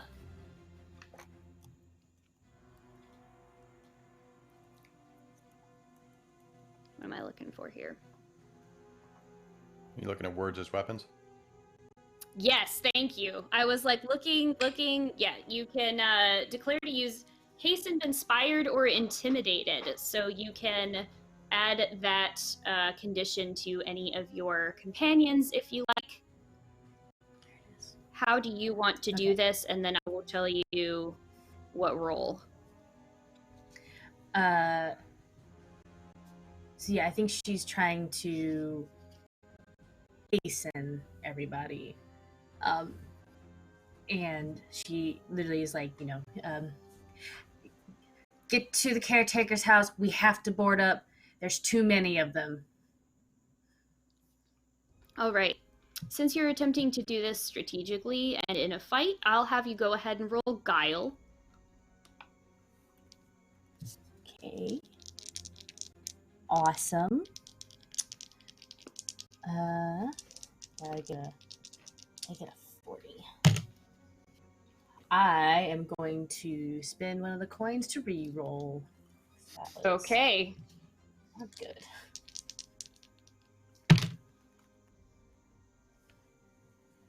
It was worse. I out of a 40, I got a 61. Oh. Yeah, not good. So unfortunately, distracted by the sound of these like ragged ghouls rasping in and out of their windpipes, your companions are unable to hear the sound of your encouragement as the ghouls are going to use their, what is this called? Horrific sense. So I would like to spend my misfortune coin to force all of you to resist using resolve, or you will suffer from stress. So I need everybody to please make a resolve test and just tell me whether you succeed or fail. Remember the assistance that your companions have given you as well. So you And get all plus of 20 us because but that also Jacob. applies to the courage except for Jacob. I got a 22, and I know that that succeeds. And don't double numbers make that a critical success? That is a critical success, yes. Oh my god! Excellent. Nice. My baby. Nice. What difficulty rating did you say this was? This is just going to be a standard Okay. standard resolve test. I still managed to fail. No. As did I. Yes. Fail. Right. With the plus 20%, that's a 38, which is a success. All right, awesome. Hi. Those of you who I got an 11. Ooh, that's another crit. Okay, so that's also a critical success. So both Yay. Felicity and Win now are going to, because of the crit, be immune to the ghoul's ability to use this horrify effect for the rest of this scene. Those of you who failed, and anyone else who succeeded but didn't critical is not going to suffer any of this fear, or sorry, any of this stress. But for those of you who failed, give me a moment here. I will get how much we need to do with this. You are going to suffer from some stress. Anybody who would like to pass the torch, Felicity, after you've done that, who would you like to pass the initiative to? I will pass the initiative to Pharaoh. Yeah. Okay. Hearing what Felicity was trying to do, Pharaoh is going to take advantage of their very distinct, very loud voice, and I would also like to try and hasten my companions to use a GTFO, as it were. Okay, so you are trying to have them hasten. I would like you to go ahead and make a guile or a charm test, because that is kind of your thing. So if you like to make a charm test, you may use that. Wunderbar. I'm going to... No, don't close your character sheet, D, you fool. No You worries. fool. I'm getting ready to roll. Let me just close my character sheet. That was genius. No. Charm check is going to be a threshold of... Okay, so I just got to roll under a 63. 62. I bet. Yes, that is a success on the hasten attempt. Awesome. So you are, I'm assuming, to affect all of your companions, yes? Attempting to, yeah. And I'll Okay. say, you heard Miss Felicity. Let's get a leg on. Excellent. So you are all now hastened. What else would you like to do, Pharaoh? because that was only one action point, I believe. Yeah, or two. Where it does weapons is just one. Just one. Wonderful. In that case, I think that I'm going to use my remaining 2 AP to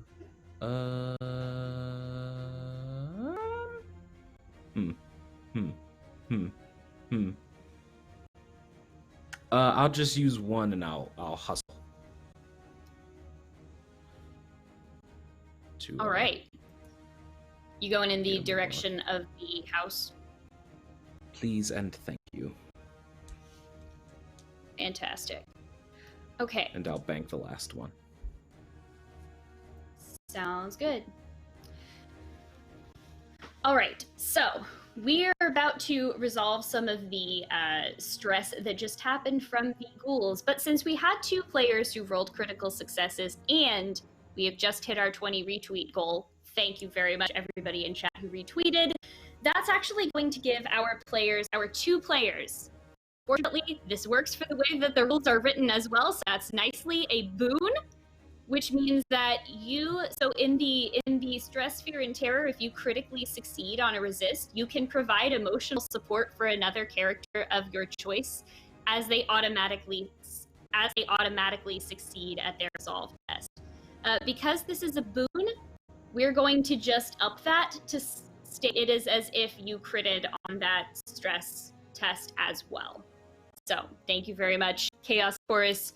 You have given, in addition to the liquid courage and inspiring homily, some very, very, very strong metal to these characters. Thank you very much. Oh, thank the Lord. We need it. There is a God. You need retweets. Yeah. Okay. The ghouls are now going to take their turn. And I think... Hold on one second. Let's see if they're hungry. Oh, okay. So the ghouls, unhappy at being interrupted as they are feasting, have begun to just kind of hyperextend their jaws wider than should be, almost like a snake, like a python coming to devour a medium-sized animal, and they are going to lash out. 2 of them will try to hit Jacob and Win. Let's see. Where did I leave my thing?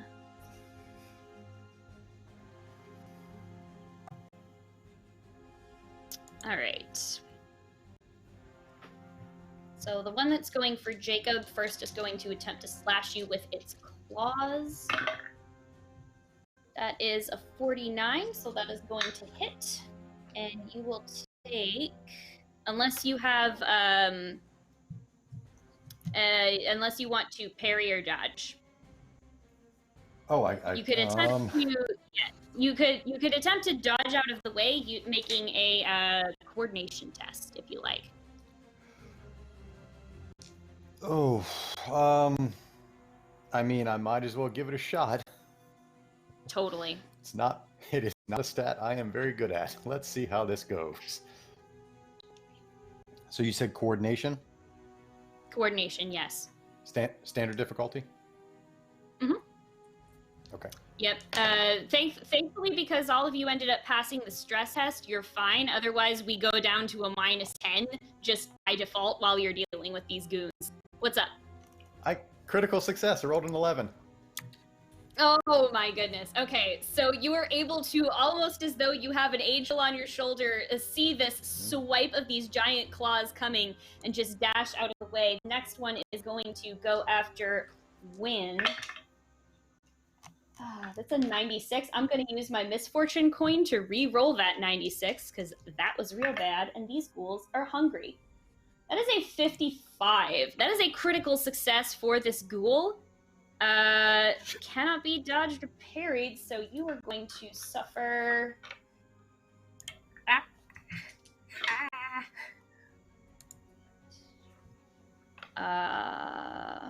Let's see. 15 points of damage on your thresholds. It's my first. How it hits my far first. down does that knock you? First two First one. of your My damage first one threshold? is 12. Yeah. 'Cause Oh it's wow, 12. that's really high. Okay, so Oh, that it's the knocks first you number down is the to first where- threshold as well, just because I made that same mistake when I first started. Oh, so it's what is so the. Okay, so it's the 6, and then the +6 is the second one. yeah. Right. Okay, so the second one. Yes. Okay, so it hits the second one. You will go down to, let's see, moderately wounded as this ghoul lashes out with its claws at you. Go ahead and roll me a d6 to see if we need to roll on injuries for you. I got a 4. Or sorry, a d1. Oh, yeah, you're good. So on a 6, you would take an injury anytime that you are wounded in any way. So you are good because you rolled a 4. The ghouls have taken their swipe. Pharaoh, who'd you like to pass the initiative to after this? I'm gonna pass it to the young Miss Hamilton because I feel like she would like to retaliate in some way or another. Yes. So I am actually going to try and use the where to go run. In the action combat, which is 3 AP, run at 3 times movement, gain low cover, and invokes counterattack if moving out of an engagement. Okay, so it is going to invoke a counter attack, but which direction are you running towards? The house? I want to run towards the house. Okay, sounds good. So the ghoul, as you are running past here, is going to attempt to shoot out this very long tongue that has what looks like jagged teeth on either side of it to grab onto you, prevent you from going away, because it is hungry. And it was interrupted at its meal. I didn't do anything. That's a 14. You may try to dodge out of the way if you like. You will have to roll under that for coordination. Under 14? Yes. Oh, goodness. Okay. Probably not. Everything is fine, chat. Everything is fine. Yeah, no, I Good got a old time. 26. Okay. Remember when we were singing earlier? That was fun. We hugged and we were like, oh yeah, this will be fine. I want to go back to singing. Yes. Drinking and singing. That would have been nice. So you are going to take 12 points of damage there on your threshold. Ow. And that moves you down. Does that hit just your first or the second one on the damage threshold tracker? Second one. Okay. You are now seriously wounded as this toothy tongue just kind of wraps around where your shoulder, arm, neck all connect as you're trying to run away. Go ahead and roll me 2d6 to see if you sustain a serious injury. I got a 1 and a 2. Okay, you are fine for now. So you For are now, running. being You are now out of engagement with this creature, having successfully shrugged off its tongue lashing. Literally.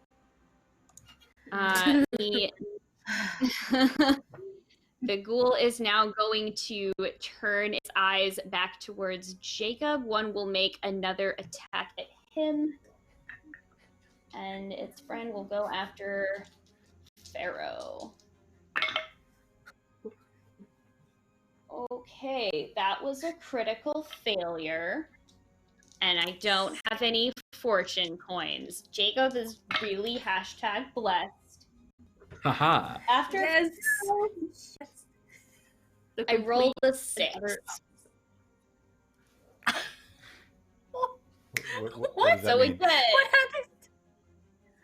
you may attempt to dodge out of the way if you like, but you will have to roll under the 6 with coordination.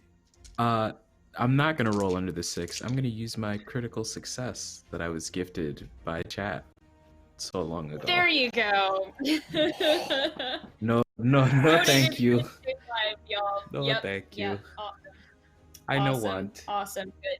So you want to use that to make me re-roll the attack. Please. Let's do it. It's an 18. Okay. You could All right. you could use a coin from the pool to make me re-roll, but then you give me one that I can use against you. I'll take my chances with the 18. Okay then. All right. Okay, Pharaoh, you got this. Nope, that's 37. Okay. No dice. So 12 points of damage on your tracker. Where does that go? That hits my first 2. All right, so go ahead and move yourself down to moderately wounded and roll me a d6, please. I need to retrieve a d6.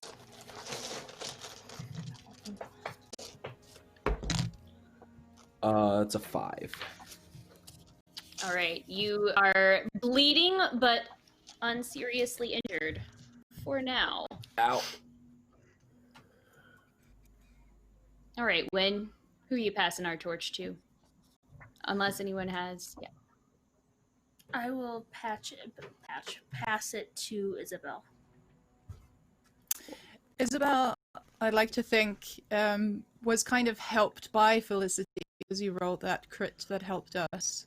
And when she stands there stock still during the attack, it's Felicity who grabs her by the hand and starts dragging her off. But seeing that when Pharaoh and Jacob are being accosted as well, and hit in this case, Wynn quite badly, she actually breaks away from your hand and runs back to Wynn. She sees the bleeding, she sees the shoulder being mangled, and she presses her hand onto one spot that is close to some vital arteries, and I'm going to do the field dressing, which costs me only 1 AP.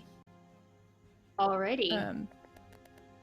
So using parts of let's say a scar or something, trying to bind that, trying to stop that bleeding.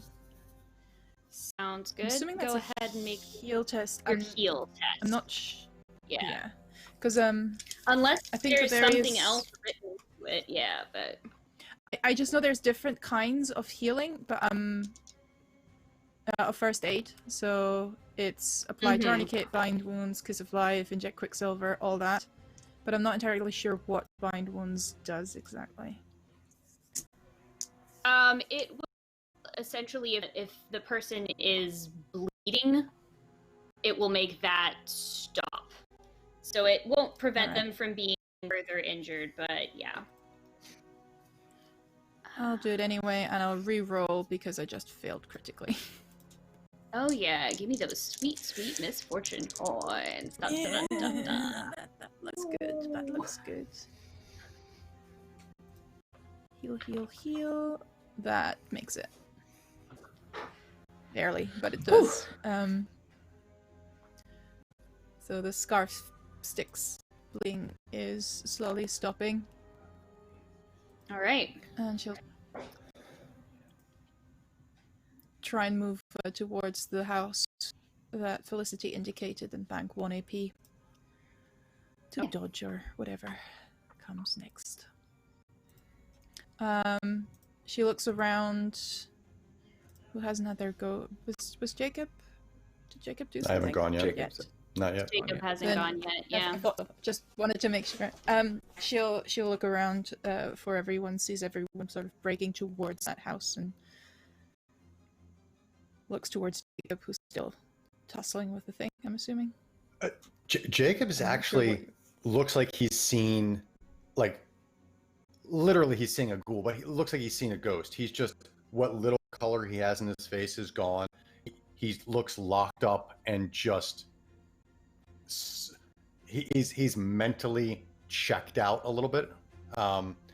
That said, who is still engaged with the ghouls? Is it just Pharaoh? Or is Wayne Pharaoh engaged and as well? Isabel is moving out of, but they can still, yeah. They're So just everyone's- pouring out from behind the gravestones right now. So directly engaged with, I think, just Pharaoh, Yeah. but they are very close. They will Okay. be able to get to all of you, is what I mean. Oh, Jesus. Okay. So I'm going to go ahead and I'm going to snap out of my fugue state and just Alright. kind of make a running two-handed push to do a knockdown on the one that's engaged with Okay. Pharaoh to just kind of break the engagement. So that is a coordination knockdown. test. Is a I need to coordination resist test, right? Mm-hmm. And I have- we'll have to resist coordination or be knocked prone. So I roll it and you roll against what I roll. Is that how that works? Mhm. Okay. So So you can make athletics or coordination, and I have to resist coordination. okay. 35. Oh, interesting. I guess it would help if I didn't throw my dice. I rolled a 42. You know what? I am not going to use... Somebody used a fortune coin. I'm not going to use No, misfortune. Nope. I was about to say, actually, you don't get one because I rolled a 6 on my Twist of Fate from Mage trait. Oh, nice. Ah, fine. The ghouls will eat you next. No, just kidding. Yeah, so that fails. The ghoul is now knocked down, knocked prone. So Jacob just body checks this thing out of the way, grabs Pharaoh by the shoulders, looks him just dead in the eye. Looks like he's trying to say Right. something. That Can't. is correct. Let's And- go. Let's go. Come on. And then I'm going to go ahead and burn my last 2 AP with the maneuver action to avoid all counterattacks and just start moving, not very far, but it's scrambling towards the cottage. Okay. Was That ghoul... Go ahead. I was just say, was looking him dead in the eye supposed to be a pun? It wasn't, but This is the darkest timeline.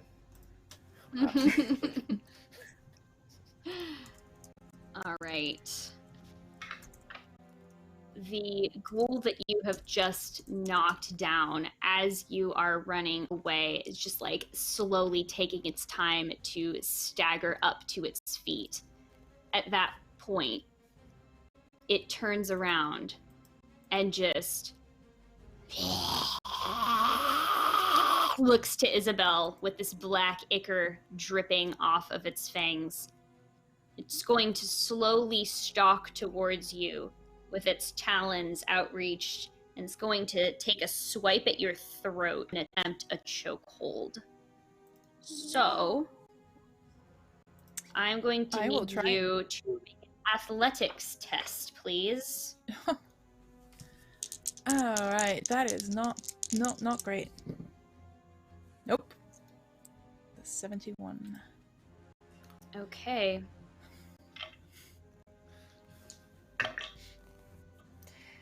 Oh, homilies won't help that one. Nope. They succeed. So you are currently in a chokehold. You're going to have you suffer some peril here.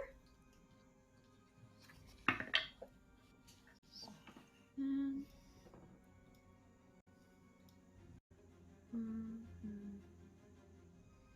17 peril.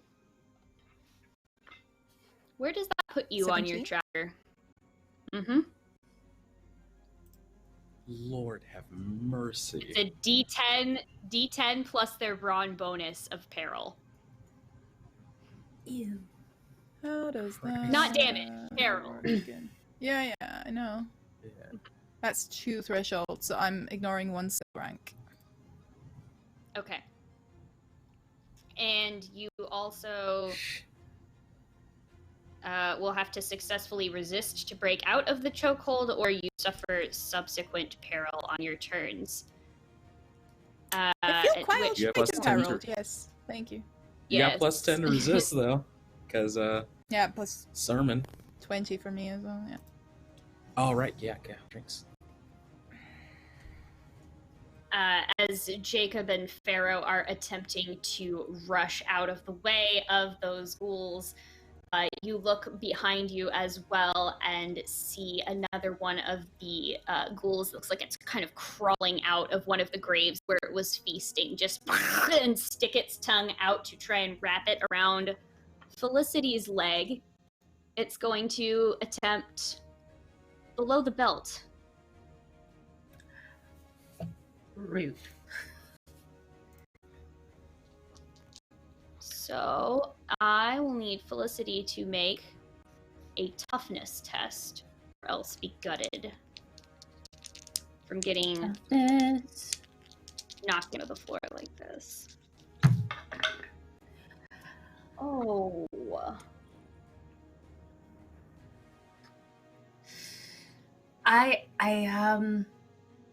I think I'm going to just I'm gonna take one of those coins because that was a critical failure. And, Oh, Yeah. good. Oh, good. yeah, Yeah, use a No. coin. Use a coin. no, much better. That's a 47 out of 50. Okay, just Okay. I'm gonna take that misfortune pool to re-roll because the ghoul also failed. So. okay. Yeah, the first one was a 77. I was like, nope, no, thank you. Oh my. What did you roll? A 47.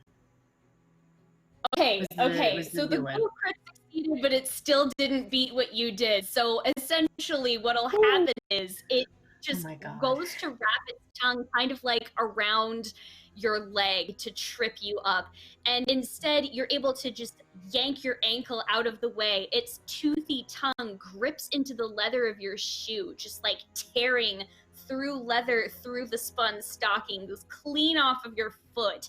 And it instead is left with nothing but that in its mouth. Who would like to pass the initiative to next? Jacob, I believe you went last. I did. I think it's been a while since Wynn has done anything other than bleed. So let's Or pass run, it yeah. over to her. Yeah. Run like the wind. You're on mute. You're muted, yeah. Thank you. Oh. I'm going to be like, well, it worked with the living, so why not with the dead? And I'm going to try and run up to the ghoul that has a chokehold on Isabel and try and garrote it. Yes. Okay. Yes. All right. Go With ahead the chokehold. and make your. Are you going to chokehold first? Okay, cool. Well, I That's was going to totally chokehold do- with the garrote. Right. So essentially you can spend an AP to do the chokehold to imperil the ghoul, and then you can do the garrote, which is an attack, to damage it, since they're two different things. Yes. So let's do that That chokehold is first. You Okay. make athletics or toughness for your test. Okay. Oh boy.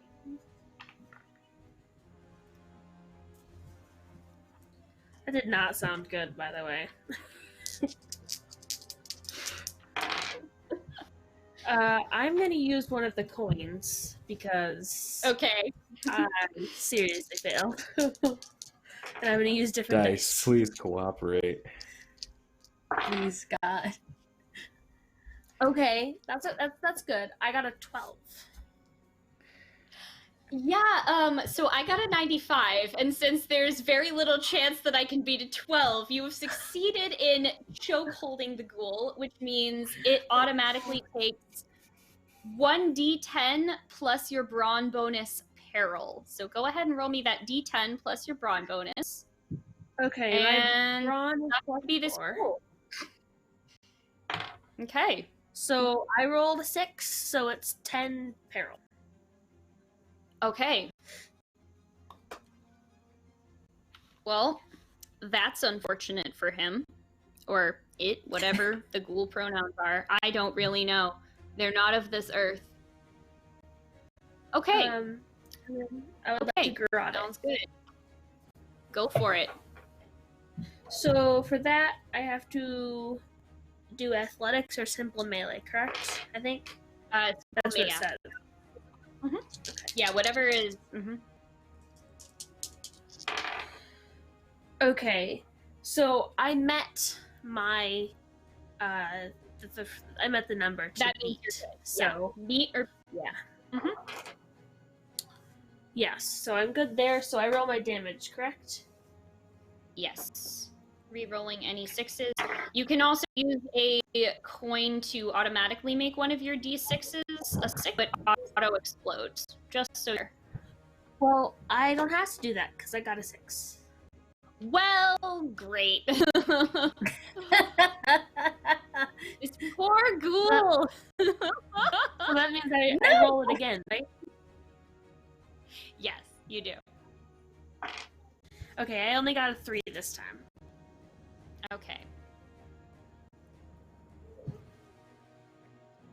So that was a total of 6, 3, so 9 plus your brawn bonus?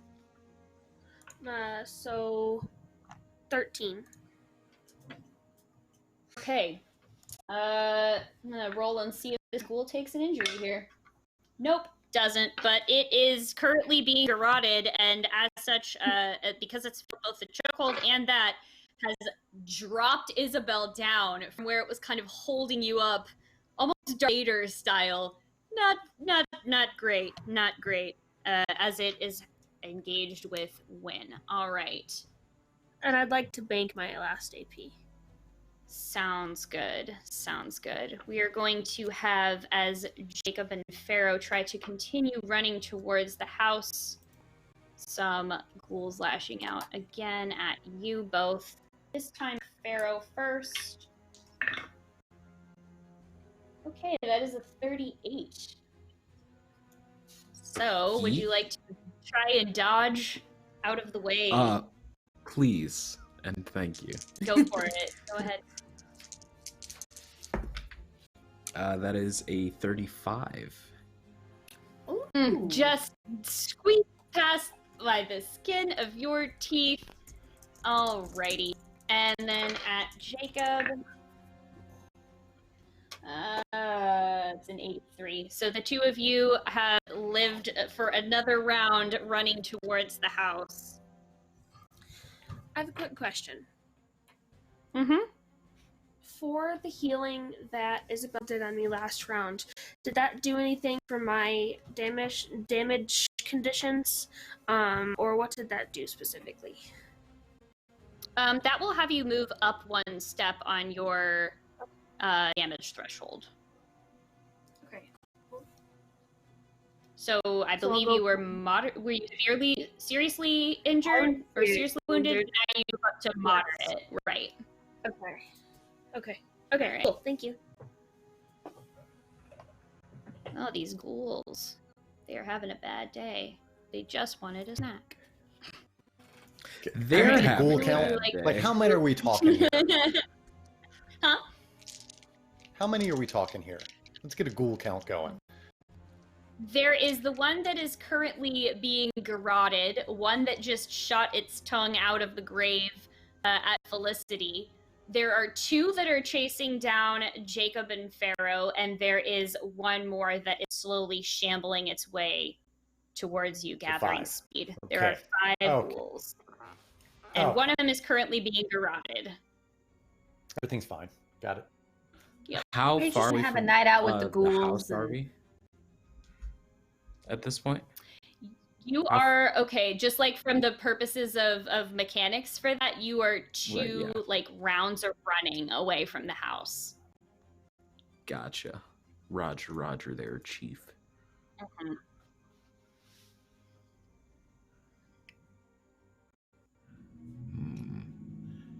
So who are we passing initiative to? I will pass to Pharaoh. Okay. Farah would like to. I believe I'm gonna maneuver and Okay. move away from these ghouls without provoking counterattacks. Sounds good to me. And with my last AP, I'm gonna pull out my pistol and try and shoot at the currently garroted young ghoul.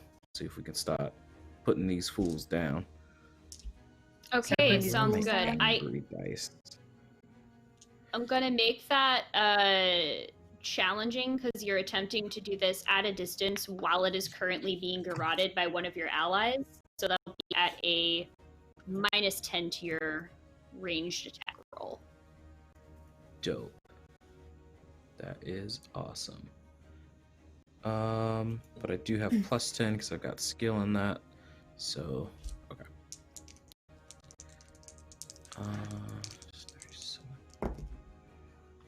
That is a 22.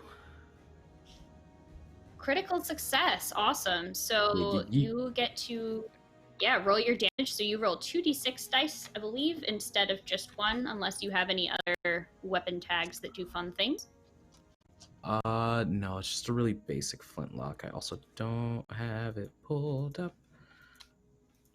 It does put this fool in the ground. It just kills it instantly. Crazy. What a good weapon. It might. You never know. Let me just double check here. All right. I know how to put the spirits to rest. Shoot him back in the grave.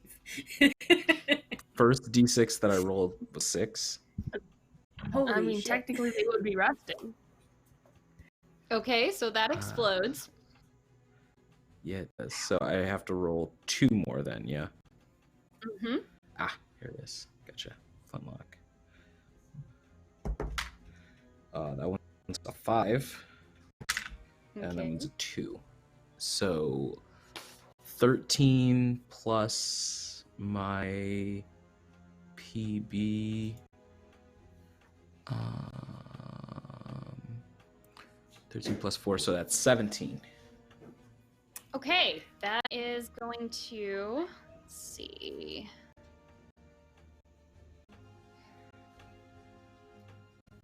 Yeah, and that is going to knock that down to seriously wounded. So go ahead and roll me 2d6 to see if this creature is injured from your gunshot.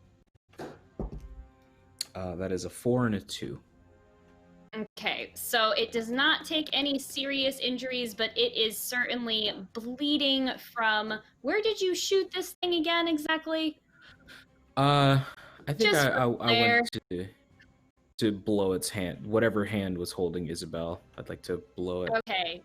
Blow a nice hole in it. All right, gotcha. What's with you and destroying hands with your gun? Listen, I have a particular set of skills, and they are very, curated. Got it. All right. And I will pass the torch to Madam Cross.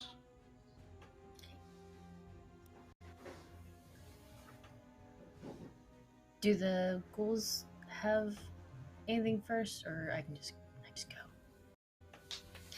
The next thing that they were gonna do was the chokehold ghoul was gonna resist. So I'll leave it up to you. Do you want to do that first, or do you find out if it makes it out of the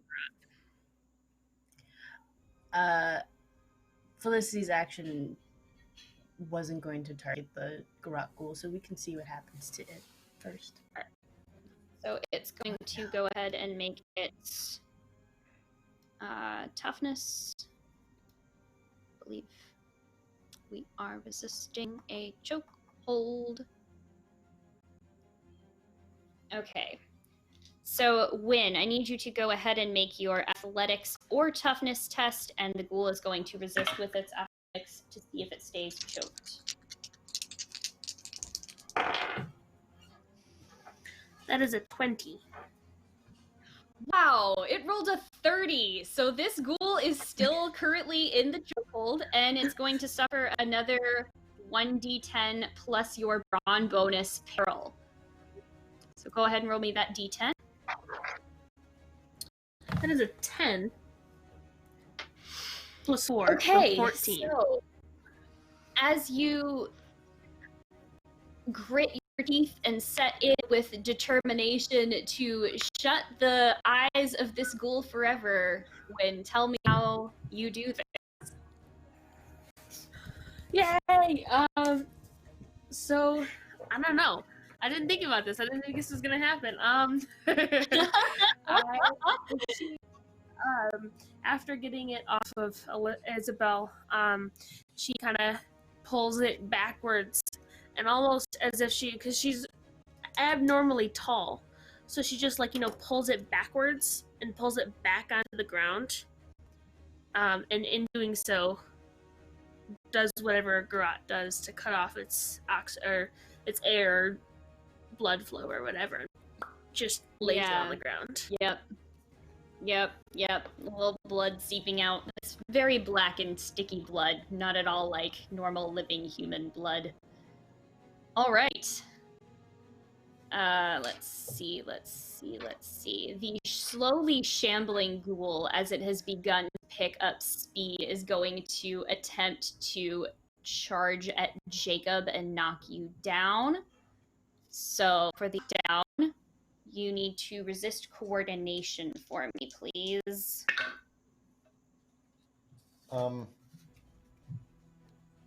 What's the difficulty rating on this? How does this work? Just standard. Just a standard coordination test to see if you resist the knockdown. I would like to risk backlash just in case, because my coordination's terrible. Oh, okay. All right. I'd like to do it by 2 steps. Okay. Okay, so you said coordination, right? Yes, and you take 2 points of conflict, please, when you get a chance Gotcha. to mark that down on your sheet. We'll resolve that at the end of the session. Cool. Oh, thank goodness. I rolled a 59. That's exactly what I had to roll after the risk backlash. The ghoul rolled a 35. Would you like to attempt a reroll? I am in trouble. I got nothing. I'm in danger. Does my plus 20% carry over to the reroll as well, or no? For this particular roll, yes, it would. Oh, it does. Oh, yeah. Yeah. Why If not? you're Let's using just a go going to reroll while you've resisted backlash, that's for that whole action. It's not tied to the roll. It's tied to the action. Got it. I'm gonna go ahead and oh god, this is yep. I'm gonna do it. I don't want to be on the ground under a ghoul. That really doesn't matter. This is even it's a worse roll. So, yeah, I don't think a 76 is gonna cut it. So. No, unfortunately not. And those of you who are facing towards the house, Pharaoh, if you're looking back, maybe you just hear a cry as this ghoul picks up speed, pummeling your friend Jacob to the ground, at which point it sinks its teeth deep into the back of his neck and draws itself up to its full height. Jacob dangling out of the mouth like a mouse caught in a cat's teeth. The ghoul bends back down over to all fours and begins to run awkwardly, shambling off in the direction of the caretaker's house. And that's where we are going to end our session today of Boston Besieged. Fuck. Okay. Well. Oh, no. Man, That's one way to end it, I guess. Chat, Anne was telling us that she really appreciated all of our role play and just, that she was really happy with all the great scenes we were doing. I think she's lying. I think she was like, Yes, good. Build those character bonds so I can tear them. grow attached to them, you fools.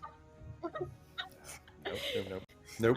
That thought may have crossed my mind, just begin to do things very sweetly, make each other drinks and tell each other deep life stories, and all the while in the back of my head going, I have no idea what they're gonna be walking into yet. Okay, this is fine. So yeah, we've got not much of a cliffhanger, got Jake being carried away to the ghoul's lair. What's going to happen? If you're watching this from the future, we don't want to know your thoughts yet on who's going to win the war. Please let me know. If you're watching on YouTube, what do you think is going to happen to Jacob? Because I think we'd all very much like to know. I'd like to know. Yes. Yes. Everybody doing okay? Great. I know that gets intense, so just want to check in and make sure that we're all doing all right. What was that? I have these condition cards for myself. That's green. That's good. Cool. Keep going. Nice. Keep with the pink salt. I also have a yellow and a red one for. Those are very safety. cool. I very much enjoy that. I have goofy ones that say duh and oof and yikes and womp. All of these would have been very good for today's session. That's so appropriate. Oh my goodness. Wow. They're very fun. Fantastic. Well, as we get things wrapped up here, let's go around to share any final thoughts about the session, and if you have any projects or plugs that you would like to share, go ahead and do them. Let's go in reverse from the way that we started with intro, so we will begin, pointed the wrong way, with D. Oh, hi, that's me. My name is D, or Devel if you so like. I have been playing Pharaoh Mason. Thank you all so much for watching. I am a voice actor, streamer, musician, professional GM with the Emerald City Game Masters Guild, and I also played Julian in Woodsy Studios' Crimson Spires, which is available now on Steam if you want to go out and check that out. Tomorrow, you can catch me over on the Critical Misses channel, where I'll be running episode 2 of my Vampire the Masquerade 5th edition game, Under a Pale Cold Sun. So yeah, thank you guys, as always, for such a wonderful game. Well, hi everyone. I am Fenway Jones, Fenway the Teen DM on Twitter. I have been playing Wynne Hamilton. It has been a pleasure. I would like to say that one thing about Wynne is her not belief, but the opposite. What's the opposite of the belief, Anna? Your flaw, I believe. Yes, the flaw is for Wynne is sarcasm. So I'm trying to play that up as much as I can. But I am doing I am playing in a game of Dungeons and Dragons on the So Maddie Games channel every other Sunday night. And I am doing all of my projects over at Jasper's Game Day. So make sure to check that out. So I'm Yes. Jeff Muller, the mighty Jared. I will be playing Jake Allen for at least one more session. We'll see how much further it goes past that. And I would just like to state publicly and formally that this is some bullshit. So that said, it is it's been fun. You can, of course, you can find me on Twitter and all the socials. All my projects are there. I'm a podcaster, fitness guy, actor, voiceover guy. So I just post there. Follow me on the Twitter, and you can learn all about the stuff that I do. That said, passing it over to.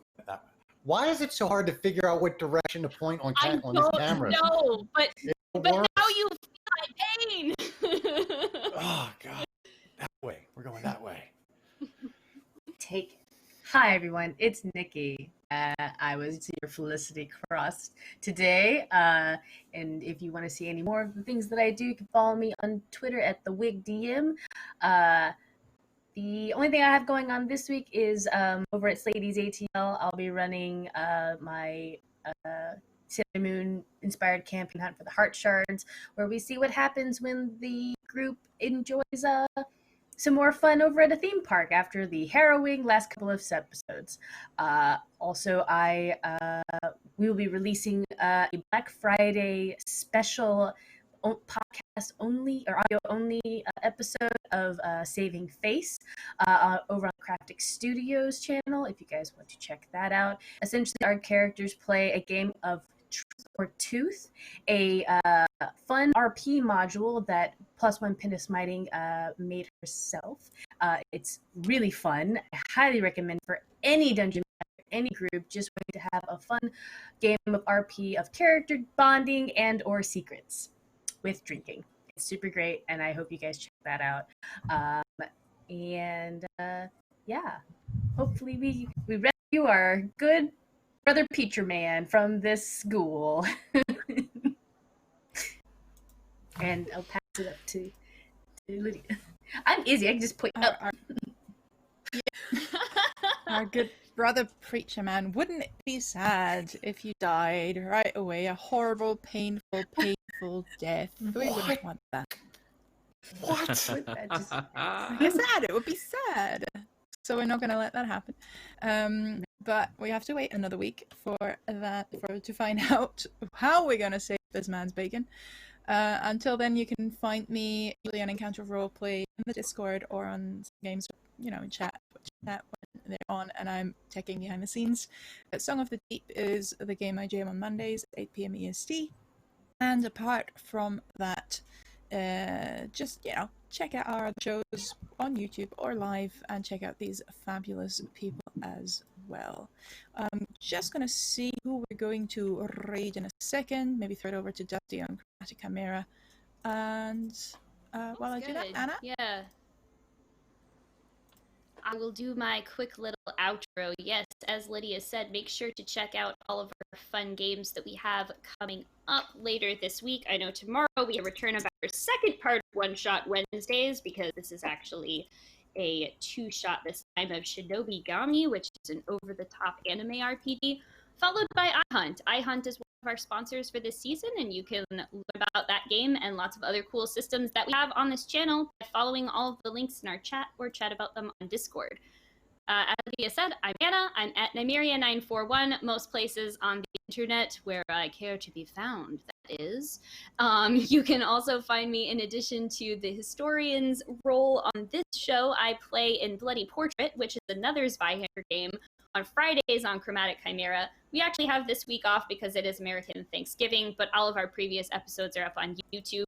And that is a Zweihander game that takes in Renaissance Florence, and vampires are real. And my character may have been double dipping with some different demonic deals that she was making with entities fully beyond her that she doesn't really understand, because I play smart, sensible people in RPGs. Other than that, you can find me pretty much just popping around lots of TTRPG places, guesting one-shots and all that sort of thing. Any updates like that will be on my Twitter. Thanks everybody who came in to watch and who donated and who donated crits to save lives today, because that definitely helped. Definitely helped. We appreciate you very, very much looking forward to talking to y'all on Discord about this after the fact. And Lydia, who shall we raid this fine evening? Yeah, we're heading over to Chromatic Chimera, Unprepared with Megan and Justy. The Geonerd, if you know him from Twitter. And that's what we're going to do right now. So, thank you very much everyone for watching, and goodbye. See ya. Bye.